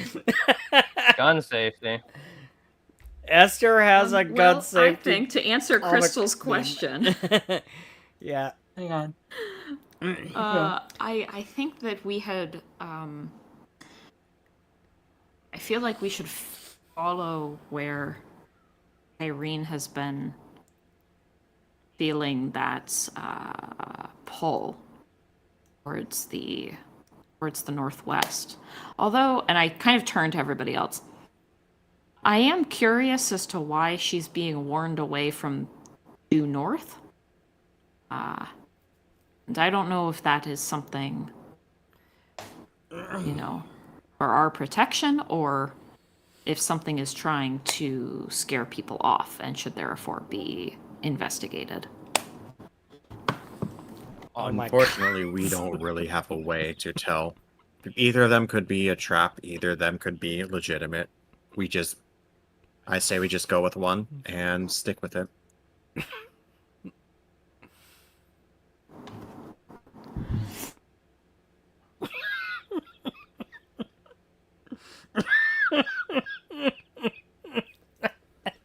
You good? Oh my god. You dying? I completely forgot that I had this. If it's loaded, it's loaded. I Let forgot God you decide posted it too. Mashallah. You posted that like so long ago. It's not Right? like But, so keep going. long ago. So you've got a few sites of interest to investigate. You've got that logging site that Hyokun told you about. That where some weird stuff it was happening a long time ago. You have the area to the northwest that Kyrene says she is being drawn there. And you also have that area to the north where Kyrene says that she's being pushed away from. So Ryson will turn to Cha and say, "You're good with hunting things, right?" We'll give you that idea. They deadpan. He will just kind of deadpan at him for a couple seconds before continuing. Which way Yes. do you think we should go? Which okay, so GM friends, remind me of what which way seems most likely to lead us to the actual the killer. Which because I'm made aware that like there are certain parts that are just like NPCs we're focused on like I'm drawn to this place or the other, but I don't know if that's necessarily related to the killer. Because that is Cha's main. Cha's main Fine. Cha's main focus is on the void terror creature. Yes, they have no interest in the shadow gates or anything of the sort. They'll go for whatever is most convenient and whatever will most quickly lead them to whatever they feel most quickly would lead them to the capturing the voids. Right.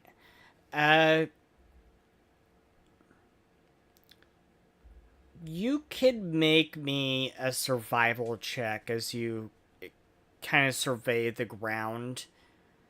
Sure. Oh, am I doing blind? Okay, here we go, blind. So I'm imagining that you're kind of surveying the ground. You're looking for any kind of tracks, seeing if anything was around. You're looking at the trees, looking for like any claw marks or anything like that. Mm-hmm. Anything that might offer a clue as to where this thing may have run off to, and if there is no clue, what seems the most likely place that it would have run off to. So, if I was a void terror, where would I hide myself obnoxiously?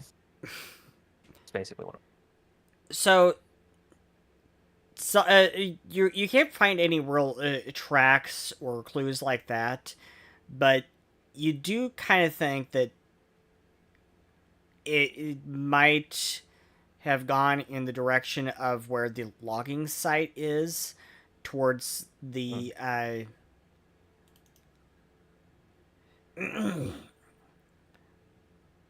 towards the east of town. Uh-huh. And what is it that sort of makes them think that's where they would go?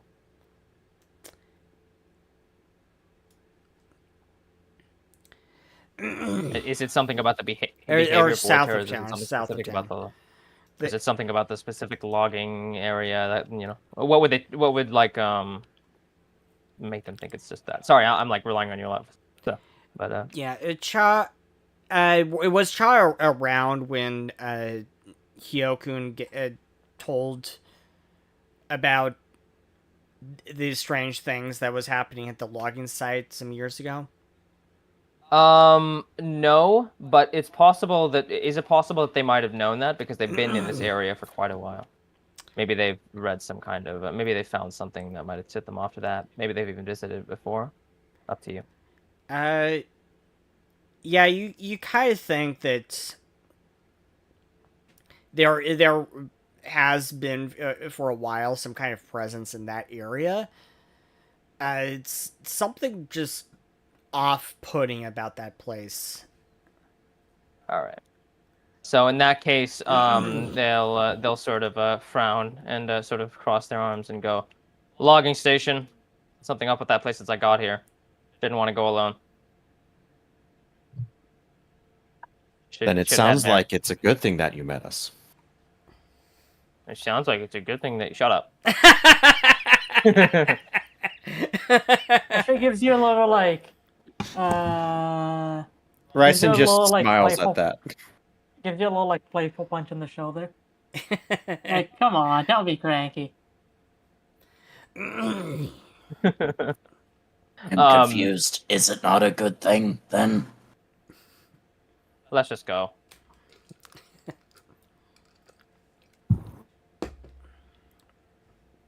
And where are we going? Our new to Bastille Rising will say, "It's okay. Our new friend is just what you like to call complicated." As Sean makes that suggestion, I do want to start. I wanna cast augury, and just basically,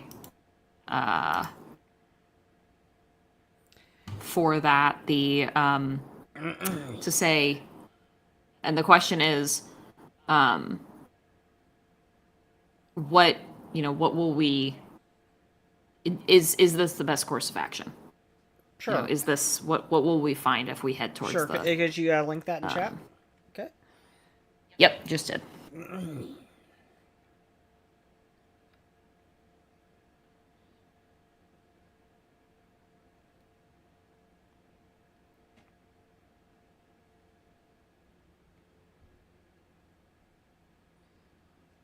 So you gain a vague glimpse of the future during the casting of the spell. Ask about the results of a particular course of action. The spell can predict results up to 30 minutes into the future and reveal the GM's best guess among the following outcomes: good, bad, mixed, and nothing. You roll a secret flat check. And yeah. Oh, that was not secret. Ignore that.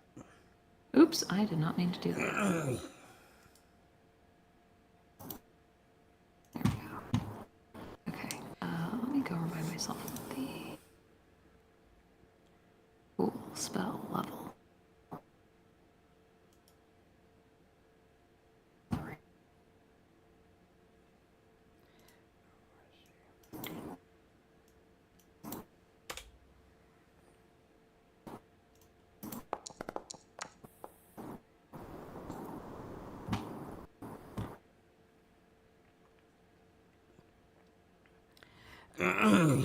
Okay.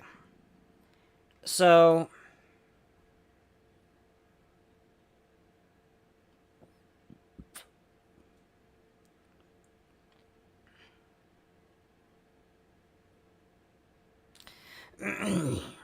so the outcome that you're getting, you're kind of getting mixed results.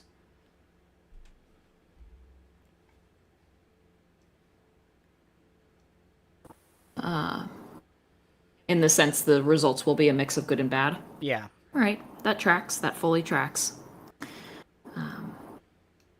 I think because this does take me 10 minutes. So my question to everybody else is, are you willing to wait 10 minutes while Soma just like kind of wobbles and moves her hands around weirdly and chants, mutters to herself under her breath before tosses saying, chicken bones. we could go. Shaw says something to the effect of, "You people already made me wait for your stupid family drama. What's 10 more minutes?" Esther waits and is technically patient, but she accidentally makes the entire process a lot more difficult by just rambling for the entirety of the 10 minutes about like an unrelated story of something that happened to her like a few weeks ago or whatever. Bastille stops I will be right moving back. as soon as someone tells him directly to stop. I'll be back in just a minute, guys. Okay.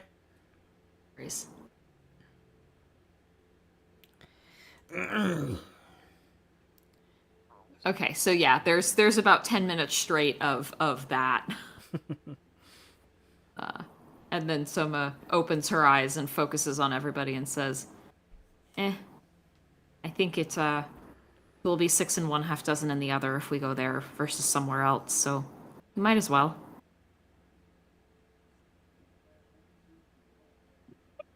Gotta be careful. It'll be fine.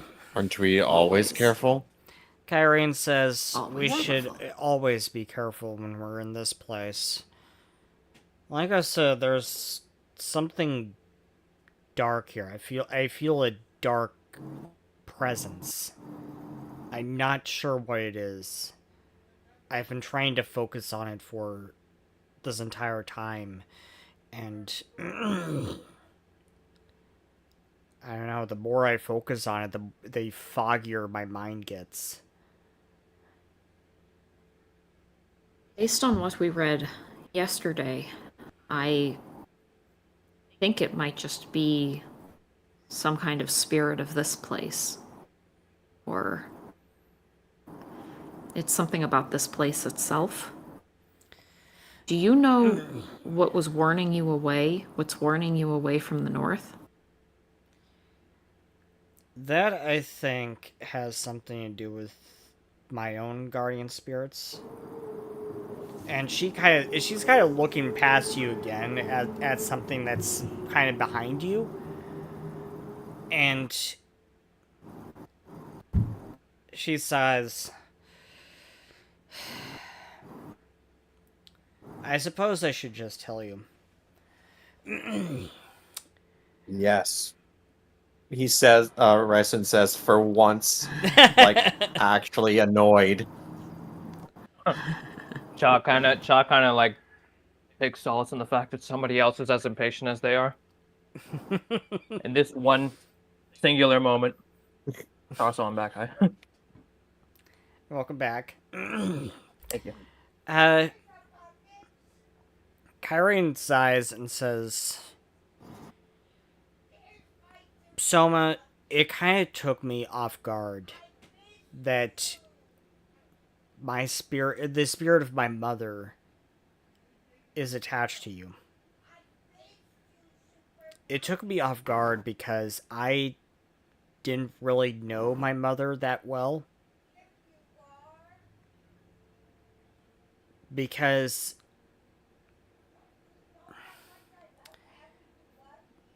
my parents were divorced. And I never even knew that I had a sister. Because my mother had my sister sometime after my parents divorced and separated. So I never really knew my mother up until after my father died. And I went to live with her for a very short while before she was brutally killed. I'm not going to go into that, but my mother was not a very good person in life. From what I know, from what I heard from my sister, she was a horrible person in life. She was abusive to my sister. And I get the sense, the feeling that the reason my mother's spirit is attached to you is through some kind of sense of retribution to kind of try to make right the wrongs that she made in life.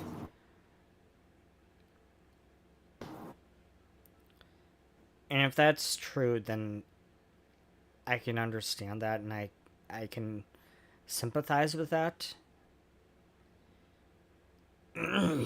But there are guardian spirits of my own, and one of them is particularly wary. I don't often talk about my own guardian spirits because it just leads to far too much grief. And the reason is because one of them happens to be the spirit of my sister.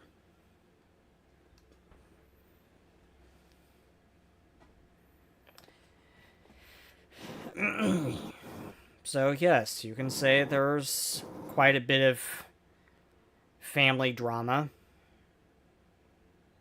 in my own life, in my own family. There's quite a few things that I probably should have told Hyokun about his father. And she looks at Hyokun and says, and I will, I promise, tell you about your father. It's just, this is not the place.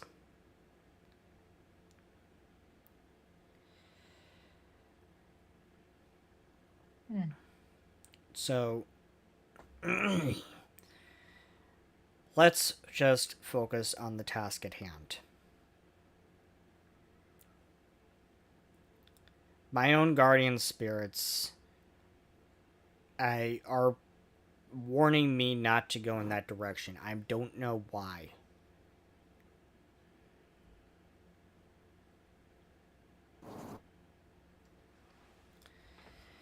Well, I suppose first of all, I appreciate the opening up and sharing that.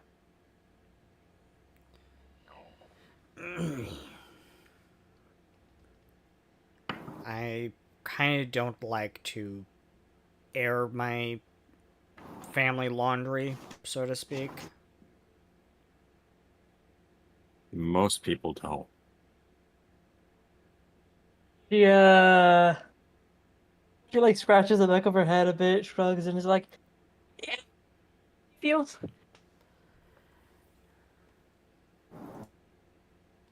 I do not see any laundry. I pat Bastile's arm and say, "It's another metaphor." Took me a while to figure it out, too. Don't worry. I do not think I like metaphors. That's fair. We may just need to write a book for you that has a list of them. Can we do it on the way to the logging camp? Josh speaks up. We could. Yes, I, of course, meant when we are not currently trying to stop something that is preventing people from living here. So it takes you a while to walk to the south of town where the old locking site was located. But as you walk onto the site, you can see piles of logs strewn about, as well as logging equipment. Though now the equipment appears to be rusted and corroded from the elements, and thick layers of moss have begun growing all over the logs. However, as you look about, you have a strong feeling of being watched as chills run down your skin.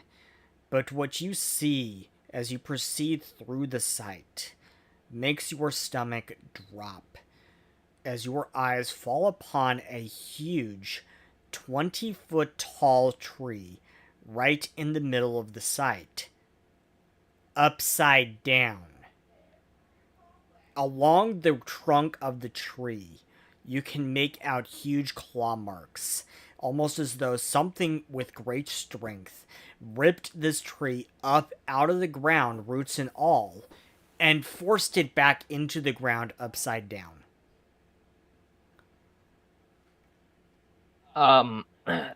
Shaw, for one, strangely doesn't appear very phased by this.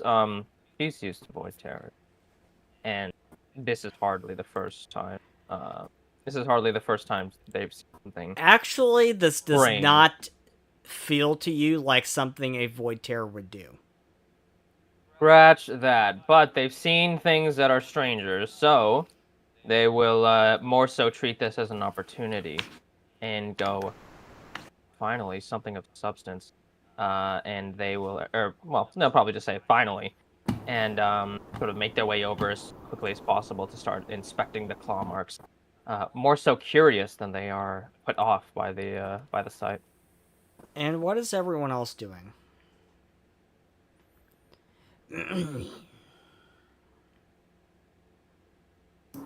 Looking out for the creature they came to find. I also want to go and inspect this tree and cast object reading on it. Okay. Yeah, and Ryson will be coming to help out anybody. I will help my Eidolon out. So for those that hadn't been around for the first time it was created, the way it manifests is like out of the like broken parts of Bastille, like shadows seep out before like a shadowed version of him uh kind of comes into existence, though it doesn't seem to have like a completely set form, like slightly shifting or changing as he just goes to keep watch with the Eidolon. Okay. So, Curious. Soba, Um, you don't get any kind of information off of this. There are no visions come forward, because it feels like whatever put this thing here happened much longer ago than you can go back. Okay. Chalk Yeah, and assessment that would have or, been sorry, that was a question that I wanted to ask before casting it, which was how like old do those claw marks look? Make me a perception check. Okay.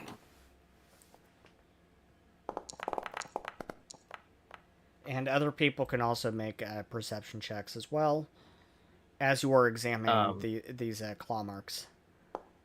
Chalk kind of mutters, "Oh, you're right about one thing, lady. Not a void terror."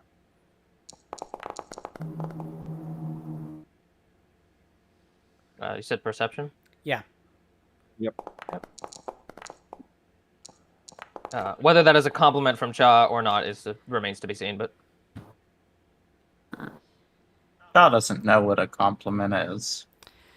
So you don't know Now that. he does. It's something that is not worth the breath it's wasted on. So Wait a minute. for Soma, you think that these claw marks are extremely old. It's at least 5 years old. So this thing has been Truly here for at ancient. least 5 years. Mm-hmm. And I do cast object reading anyways, just because, you know, it's like an emotional. I want to just see if anything has happened in the last week, and get nothing. So yeah. And Ryzen, what are you trying to find out as you're examining these claw marks? I didn't really think it through, honestly. I just heard you say that everybody can do a perception check.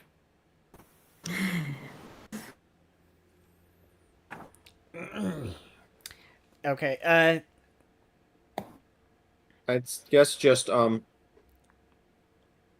if he can recognize, like, think of anything that would make claw marks that would look like that.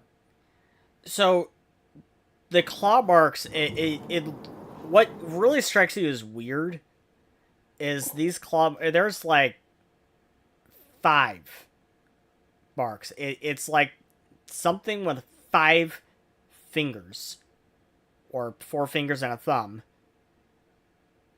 Put this here. That also has claws. Okay.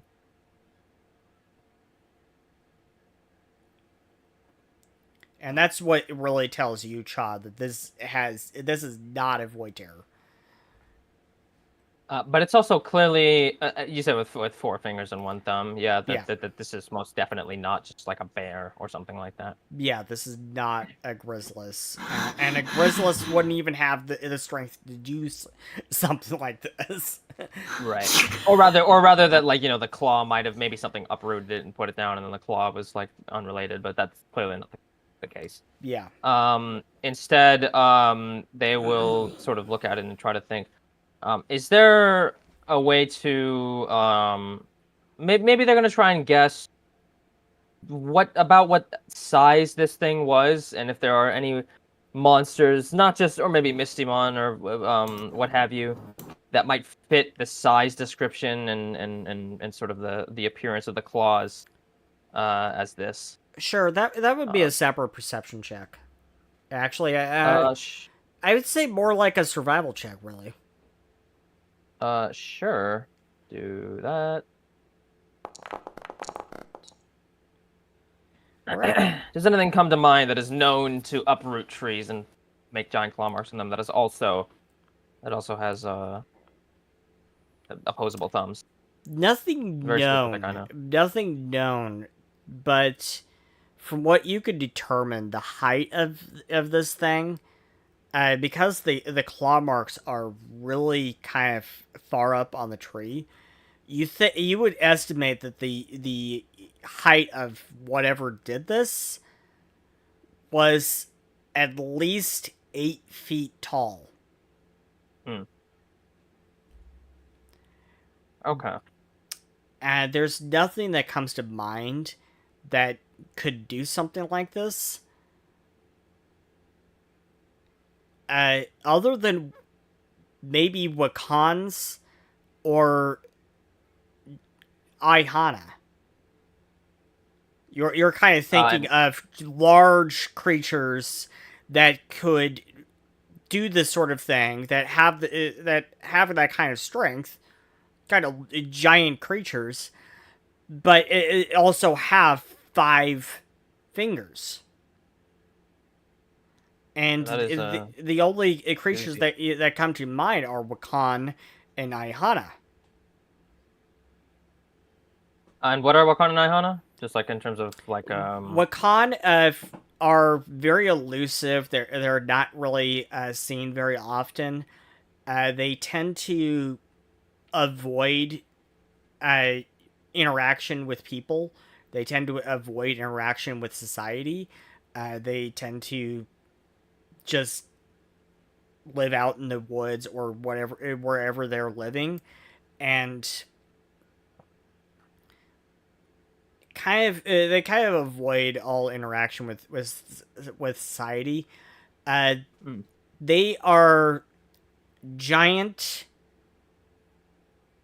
at least 7 feet tall. They are covered in hair. I think like Bigfoot.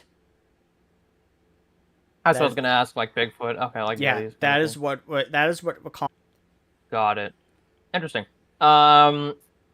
Besides the matter of the tree itself, is there anything about the logging camp that may tip them off to? I mean, are there footsteps or anything like that, or have they since been washed away by the mud or by rain or what have you?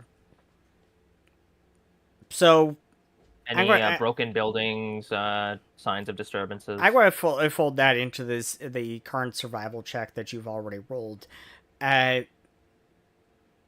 you're surveying the ground, you notice that the ground is very slick and muddy from all the rain, and you don't see any tracks other than your own, and that everyone else. What else are you trying to see about? Sort of like if the buildings are at all if the buildings are at all damaged in any way, or if there's something like any clear activity in the area, The buildings, or anything that was clearly done. The buildings are. They look like they've already been overtaken by nature. They are overgrown with vines and stuff like that. All right. Anything of note within the ruins of the cabins? Make me a perception check. Sure. There we go. Also, totally realized that I the like cloak thing that I got that automatically applies. Yeah. Yeah. So what is everyone else doing? A good question. I guess that's just kind of just staying watch, like, around, as kind of per usual, trying to take advantage of Spirit Sight to see if she can use that to sense anything. Okay. At least nearby, you know. And what is Soma doing? What is Soma doing? That's a great question.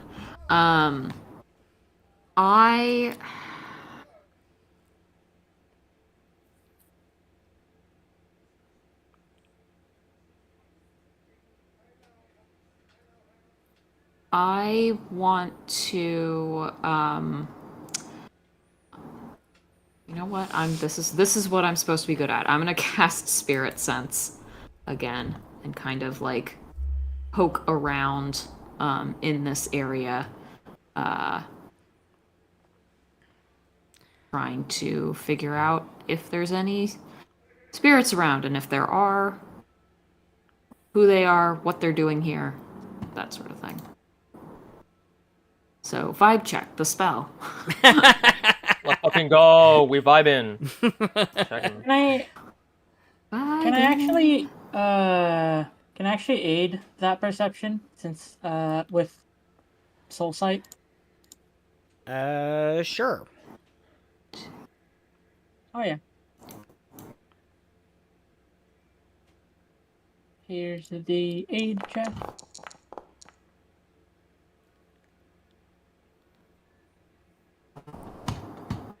Okay, and Soma, you can make your perception check. Let me do my does the aid what does aid do? Aid will give you a +1 in this case. So there will be an And extra I will- +1. Is it an extra +1? Cool. What type of bonus is it? What is that type of bonus, Jackie? Aid is circumstance. Okay, then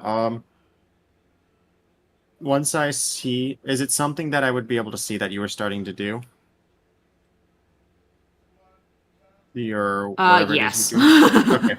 So Yes. then I will cast guidance on you to give you a +1 to a +1 status bonus to it. Ooh, thank you. Alrighty. I'm rolling. Keep rolling, rolling, rolling. Do do do do do do.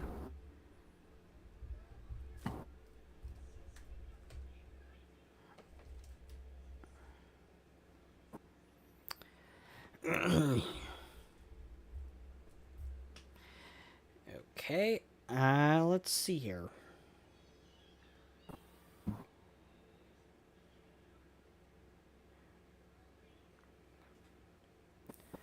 And what was Ryzen doing? I cast guidance to give Oh, okay. I'm a +1. So, what type of bonus is guidance? Status bonus. That's why I asked. Status. She is already getting a status bonus from Spirit Sense itself. Oh, Spirit Sense with a status bonus? Yeah. Oh, yeah, it said that. Okay. Okay. You gain a then +1 Then status I bonus to made the my following adds checks. wrong. So subtract a 1 from what I rolled because I misread that. Okay. And just added it to the circumstance. Okay. So,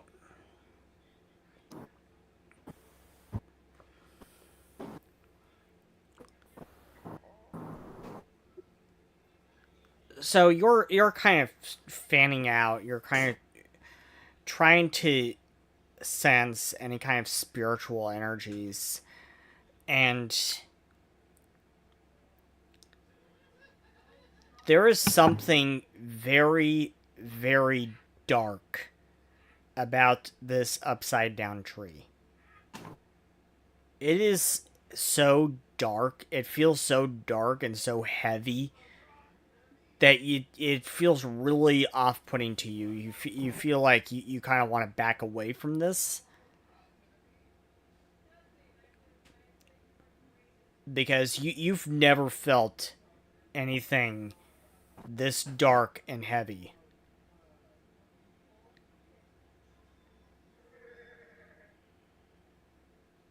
I think I absolutely do that like Studio Ghibli character thing where like it's the entire vibration that runs up the body. Oh yeah. Is something wrong? I mean, nothing we didn't already know, but that's a bad tree. And I It's a am kind bad of tree. backing away from it. Shaw kind of like pokes her head out of one of the buildings and like, the fuck is that supposed to mean? A bad tree? I would love to know. Let me tell you. I would love to know what that means. I'm sure we're about to in the span of the next, I don't know, 5 minutes to 1 hour. Shall I make an attempt?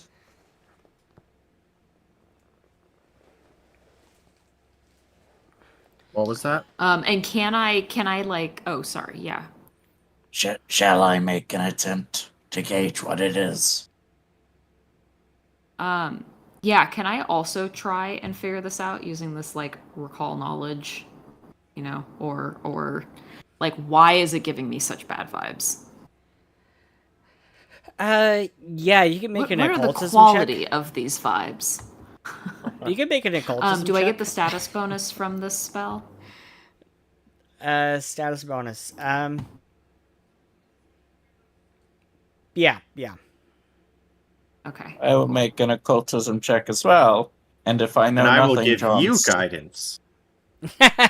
Ooh, I Thank have a you. question. Does oddity identification apply here? Oddity identification. You have a sense for spells that twist minds and reveal secrets.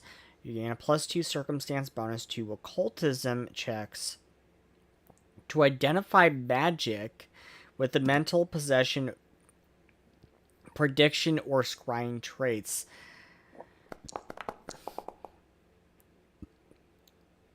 You know what? I'll allow it. Woohoo!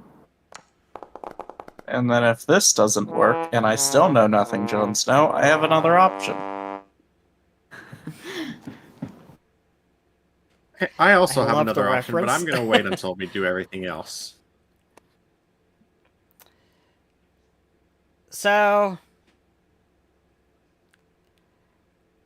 Oh my. Oh my god. Uh-oh. Trying Also, to, is this- I'm trying to figure out how exactly I want to do this. Is this technically a recall knowledge check?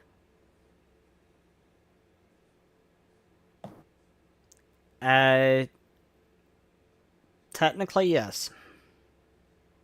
So if I failed, I have dubious knowledge, which means I learn a bit of true knowledge and a bit of erroneous knowledge, but I don't have any way to differentiate which is which.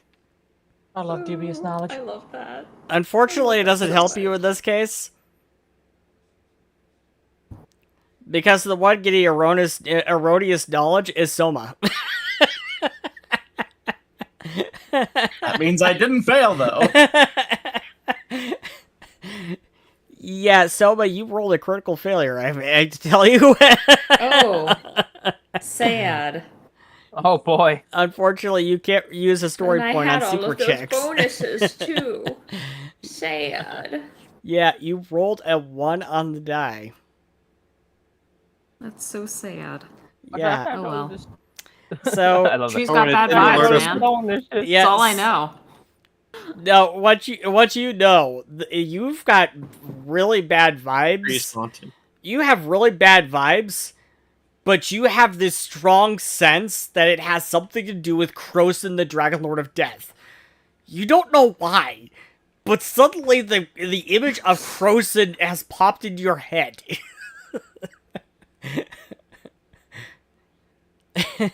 But still,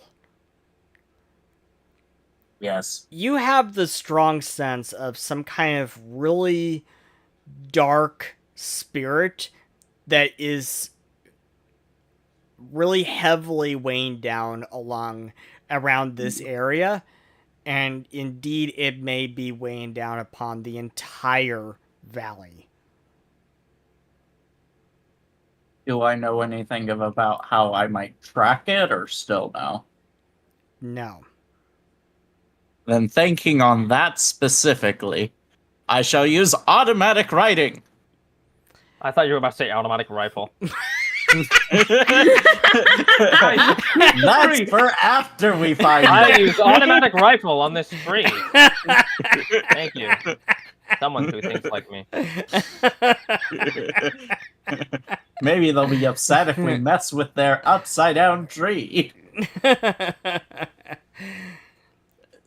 So, I'm going to go back to Shaw here. So, Shaw, you were investigating the cabins around the site. Yep. And Senor? did you roll that perception check?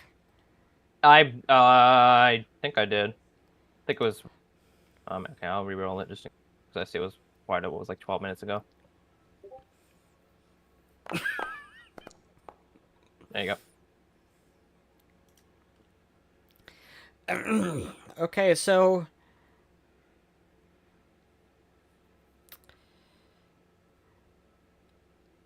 you can find you see a lot of like really sort of rotted away papers are these papers look like they've been eroded away and they look really, really fragile. And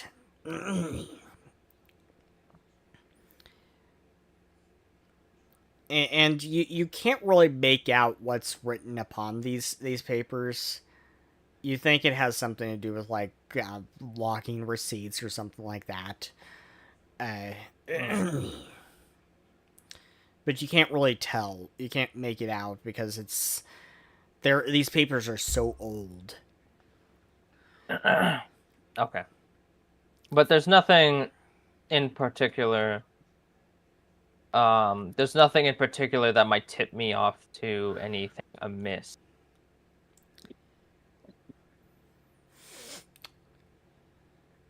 What you do or that find, may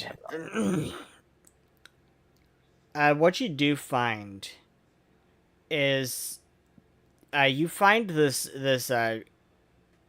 book that's tucked away in a drawer, and as you're flipping through this book, it looks like being tucked away in that drawer has protected it enough that you can kind of get a sense as to what's actually being written here, and it looks like this book may actually be where they were noting down the reports or stories from some of the loggers of some of these strange occurrences that they were having here.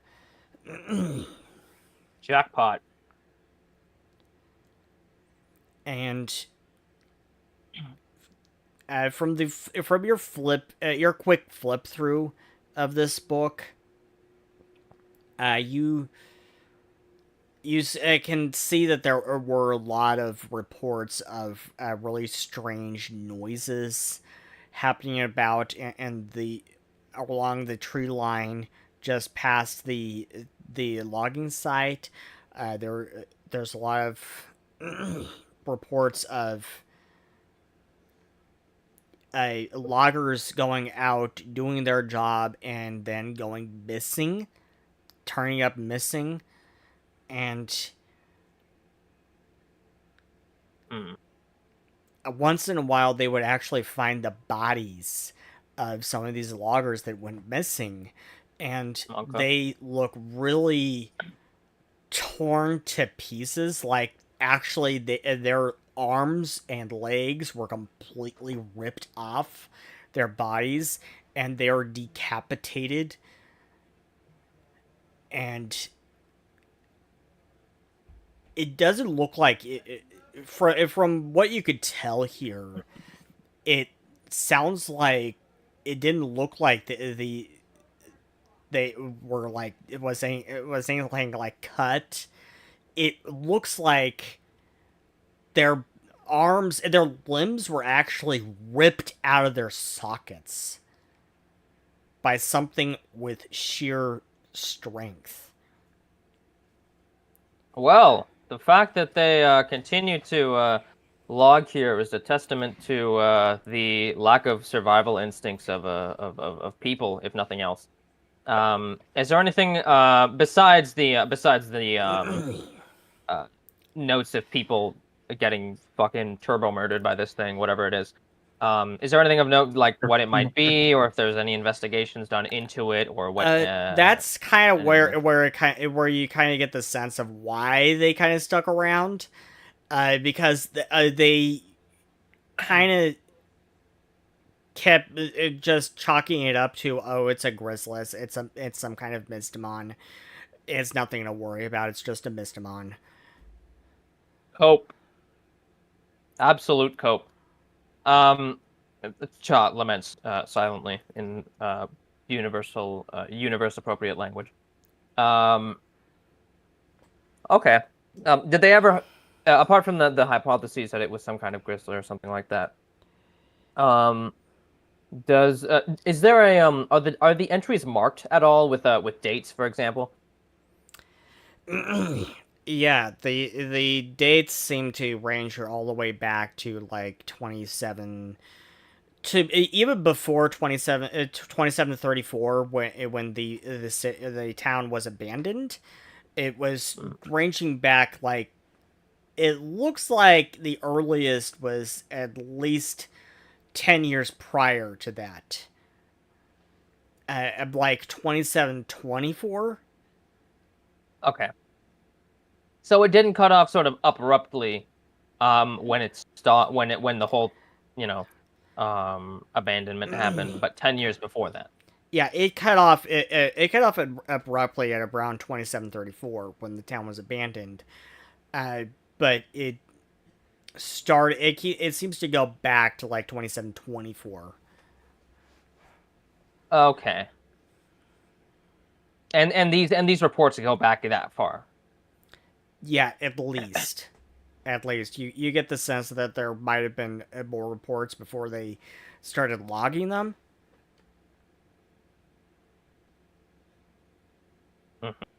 Okay. Wait, is that about all? Is that about all he'll get out of this book? Yeah, about all. Okay. Well, Chow will go ahead and and step outside, to and sort of go. Found some, and sort of wave the book in their hands. What does it say? The loggers here are idiots. They kept dying to some fucking whatever the fuck this thing was. Apparently, that wasn't a good enough reason to stop doing this nonsense. Look, I'll put it simply. Bunch of loggers got killed or a bunch of loggers had disappearances.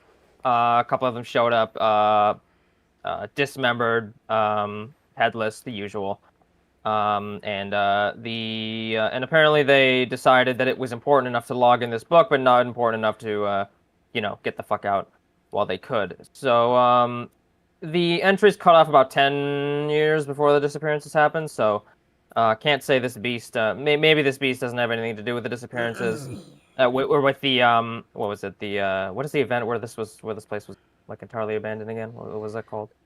That was when the town was attacked by this horde of demons.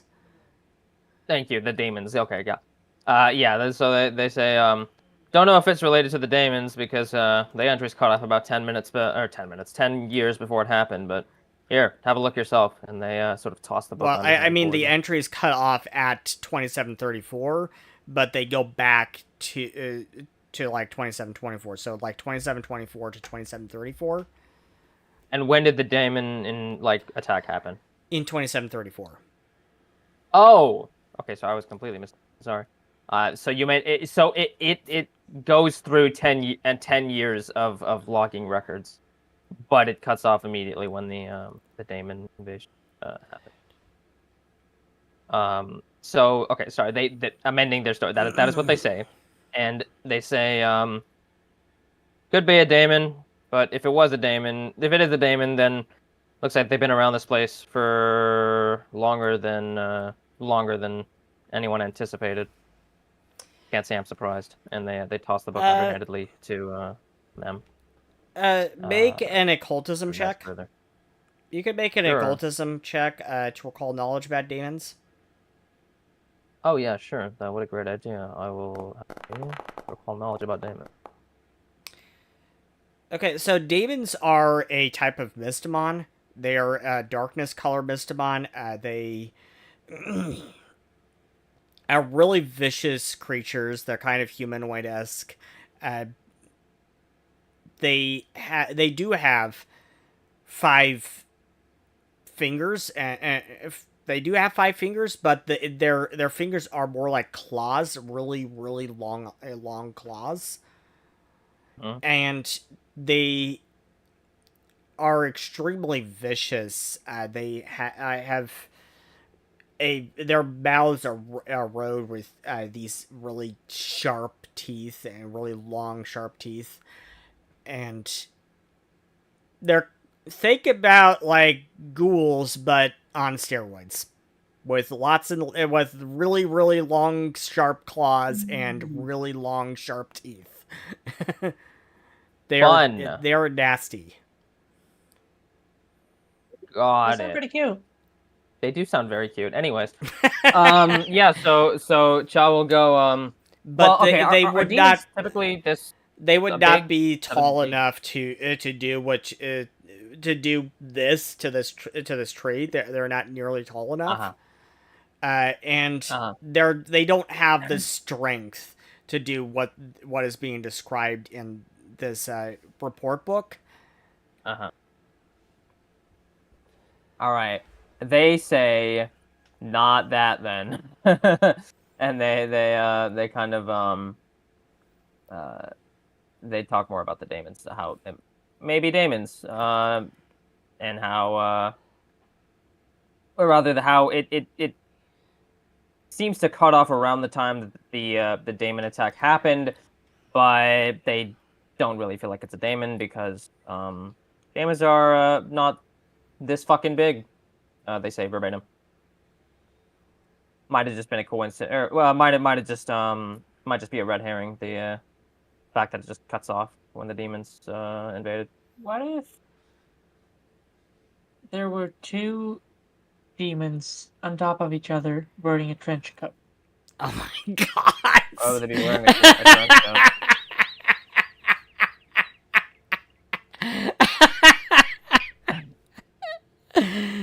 Again, demons don't have the strength to do this.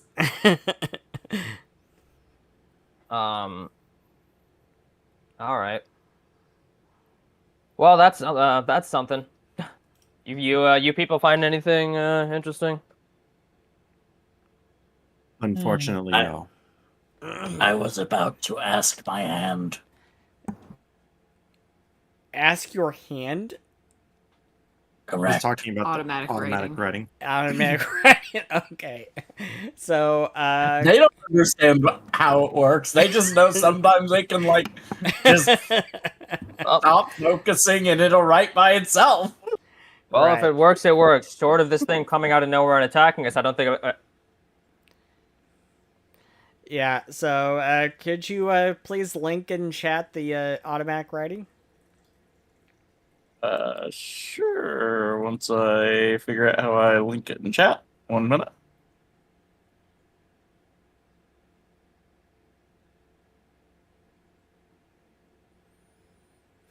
That is not the button to link it. Why did... How does one link in chat? It only gives me the edit item or delete item options You by click the on it, feed. it'll link it. You just press the icon. for it. Yeah. Yeah. Oh, None press of the the icon. buttons Okay. get switched. There you go. Which, as a reminder, this is technically a recall knowledge check, so I'll get information either way. Just some of that information might be false. Depending on what you roll, yeah. So go ahead and make a recall knowledge check. Okay.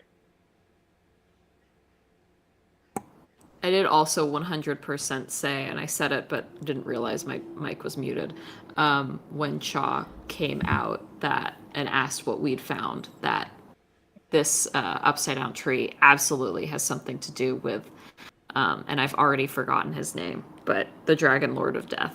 Croson. Croson. And Croson. Yeah. and for reference, the things that Totally Bastil's certain. focusing on for this would be how to track it and what it actually is. Okay. So, I went ahead and typed the name in chat for you. I saw, yeah, thank you. So,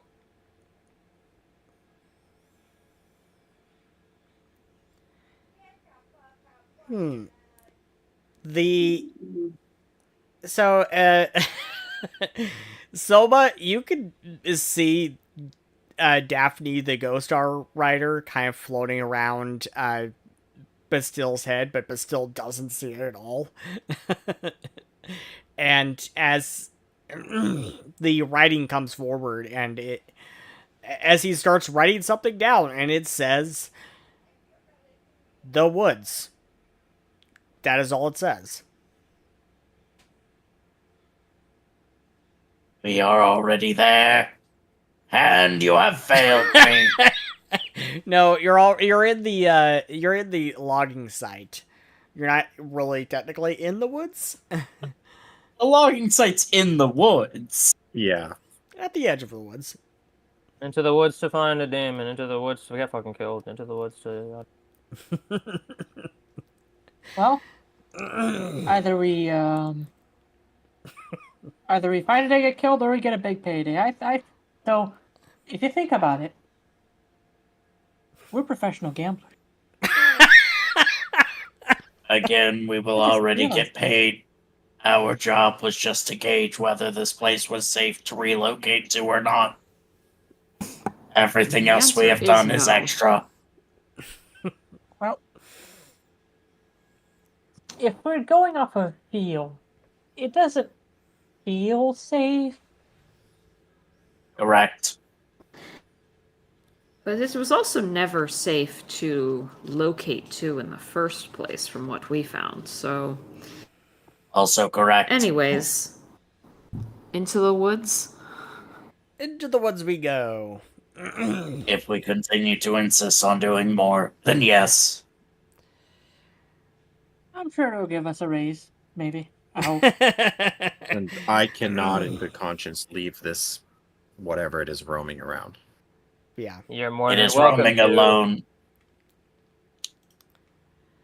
So, are you going to head in the direction of any of the other two locations that Kyrene was pointing out, or what? What direction are you heading? What were the other two locations again? One is to the northwest, somewhere past where the Shadow Gate is, and one is to the north. She was being warned not to go to this location towards the north. I think we should go to the north. You know, just off the cuff. Definitely not influenced by anything.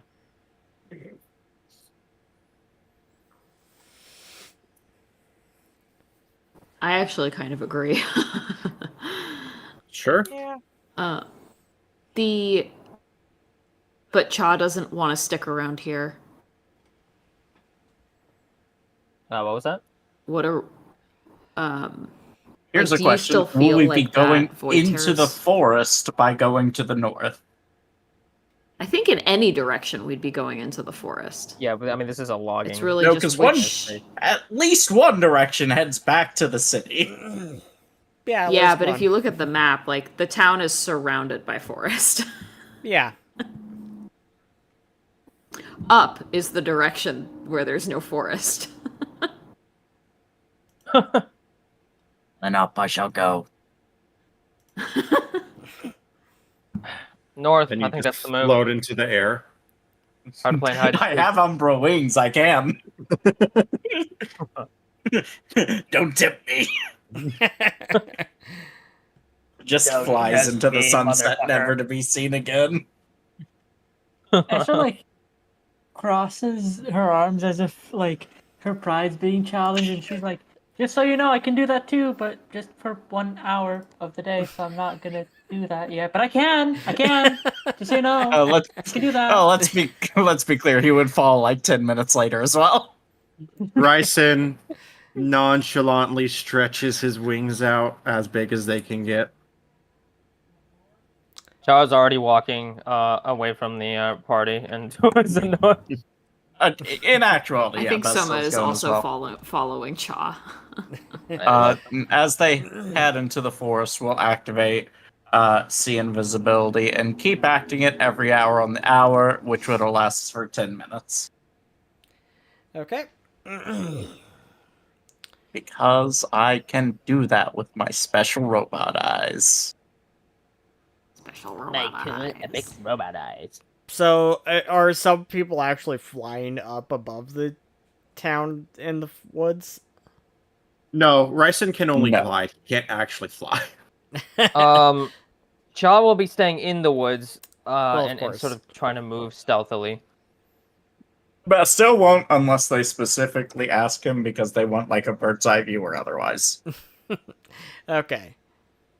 Yeah, of course, Dracula can't really fly. They haven't been able to fly in generations. I digress. But none of the rest of the party doesn't need to know that. Nope. I think that's common knowledge. Yeah, it is The kind rest of of the party common doesn't need to know that. It's common knowledge. That's completely irrelevant. For what it's worth, Bastille might not know that yet.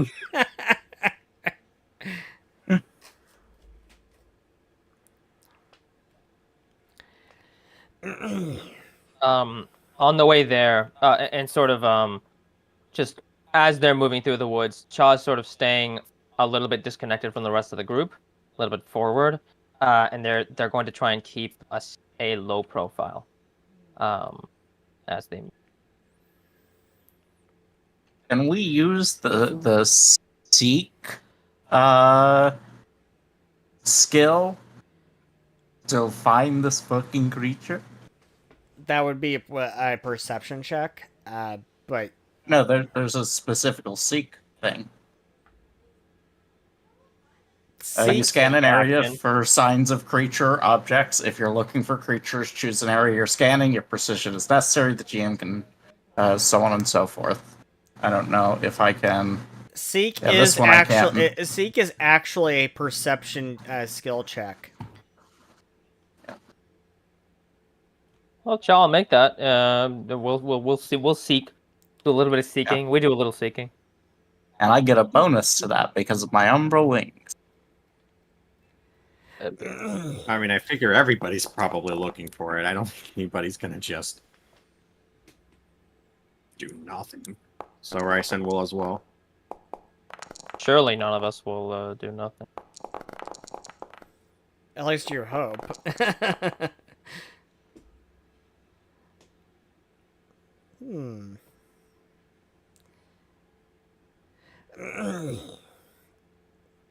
So you're kind of looking about as you're heading in the direction of the north, where Kyrene was warned not to go.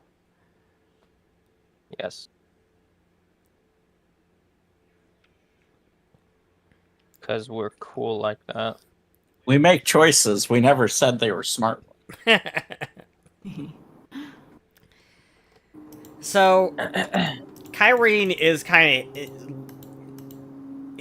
of hanging back.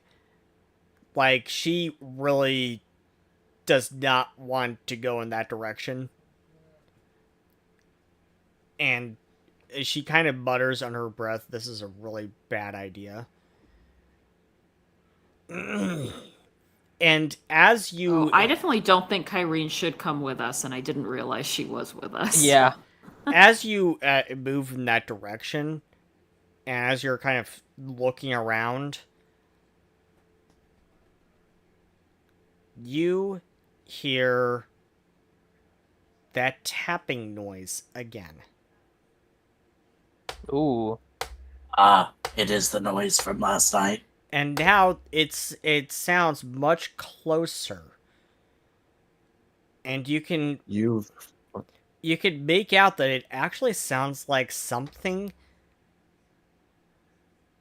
knocking on wood.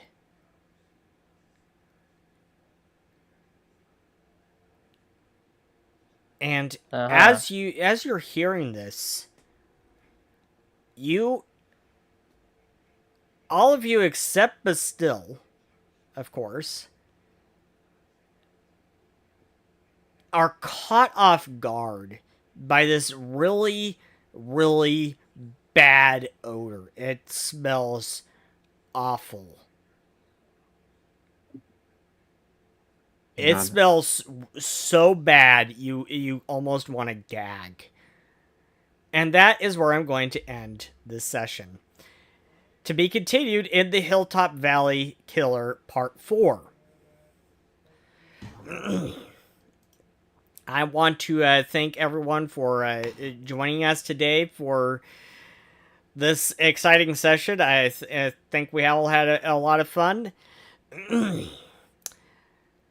And look forward to next week when our investigators will discover, or may discover, exactly what is stalking them. Real quick. As soon as it smells horrible, Ryson will immediately cast prestidigitation to make it smell like fresh ginger. Doesn't work. It Well, doesn't work. But he is visibly distressed. It was a nice try, but it doesn't work. And that is we're going to... Did you describe the bad smell? Was it like rotting? Sorry. Yeah, it smells like a really bad rotting smell. It smells like someone hasn't showered in years.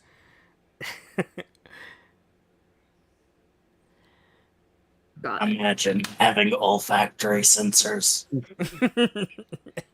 Yeah. So, I'm an organic L.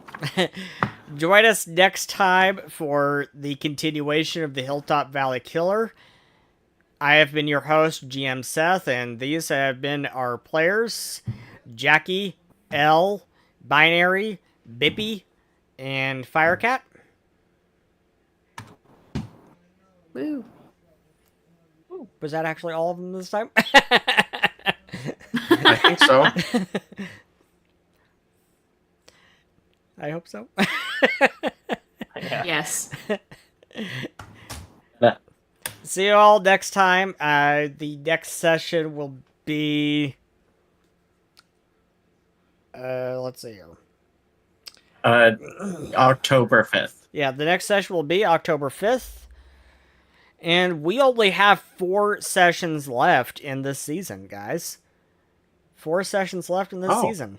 Wow, wow, wow. Because we end the season just before Thanksgiving, and then take a break for the holidays. And then we'll be back in So early no January. screwing around. No lollygagging. That's what Pathfinder is, though. Screwing around the game. No lollygagging. No lollygagging. Yep.